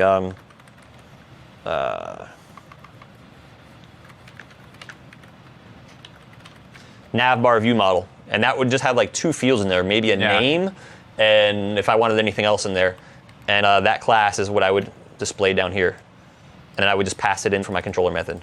So if you look at how we pass information around, that's pretty standard MVC on how you would go from a controller and pass data. In fact, if we look here, I think on our one where we look at manage, that should be a good example. If we go to manage index, here we're creating a view model. We're just taking some data, and we're passing it back to the view. And so then if we go look for that view, so /manage/index, let's go down here and look for manage index. We're saying that it accepts that view model, and now it's strongly typed. Of course, anywhere that we want to use that, we can say model dot, oops, and then there's all the values there. So we could just pass in custom data here, the name, and just use it like that as well. Excellent. That's cool. Alrighty. Another question for you? Yeah, please. Do you want to mention anything about ADFS? Just kind of positioning Active Directory Federation services to everything that we've talked about in this course? So I've seen some pretty cool blog posts out there on it, on integrating it. But that is a little bit outside of where we kind of covered today on identity. So I would say check out some of the blog posts out there for ADFS. Okay. Yeah, and you can look that up with just ADFS. You'll find lots of good information on that there. And then finally, there were a couple of questions about, Adam showed a number of different means by which you can authenticate with ASP.NET identity, either with local users or with external logins. I know it's been a long day. It's been a long day, right. A fun day, but a long day. Yeah, but what about combining these methods? So could I, for instance, partition my users as they come in based on, these are employees and I want to authenticate them one way, and these are external users, so I want to authenticate them a different way? Absolutely. What you could do in that case is, let's assume that internal employees, you're going to require a login and password. And anybody external, just hypothetical, we'll just say we're going to use Facebook, for example. Then they'd have to enter an email address at that point in time. Like, we need some way to differentiate them. So when they enter their email address, you see that on a lot of Microsoft properties. You enter your email address, and then it redirects you then to a login page. Before you even have a chance to type your password, it steals that and sends you there right now. We'll see that we have an internal login for our corporate domain accounts, and then there's another login page for our live, Microsoft accounts or live accounts. So similar thing, user enters in their email address. If you see that their domain is external, then redirect them to a page that lists the login providers on it. If it's internal, then you just redirect them to a page and ask for the password. Or at that point in time, you could actually do this pretty easily through just JavaScript on the client side. You'd have to include some rules in there where you call off to a service, some even web API. You could say is internal user or external user. If it returns true for internal user, show the password dialog. If it returns true for external user, just show the providers, Facebook, Google, Microsoft accounts that you have hidden. So pretty easy.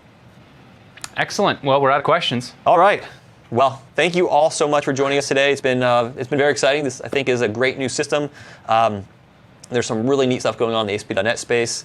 The identity system I love. It gives us really an easy way to integrate. We saw that we can upgrade packages really easily. We can integrate with things like Facebook and even do a RavenDB backend. We can integrate with Azure single sign-on. I mean, it's really easy. Very interoperable. Very interoperable, and you can create all of your own providers.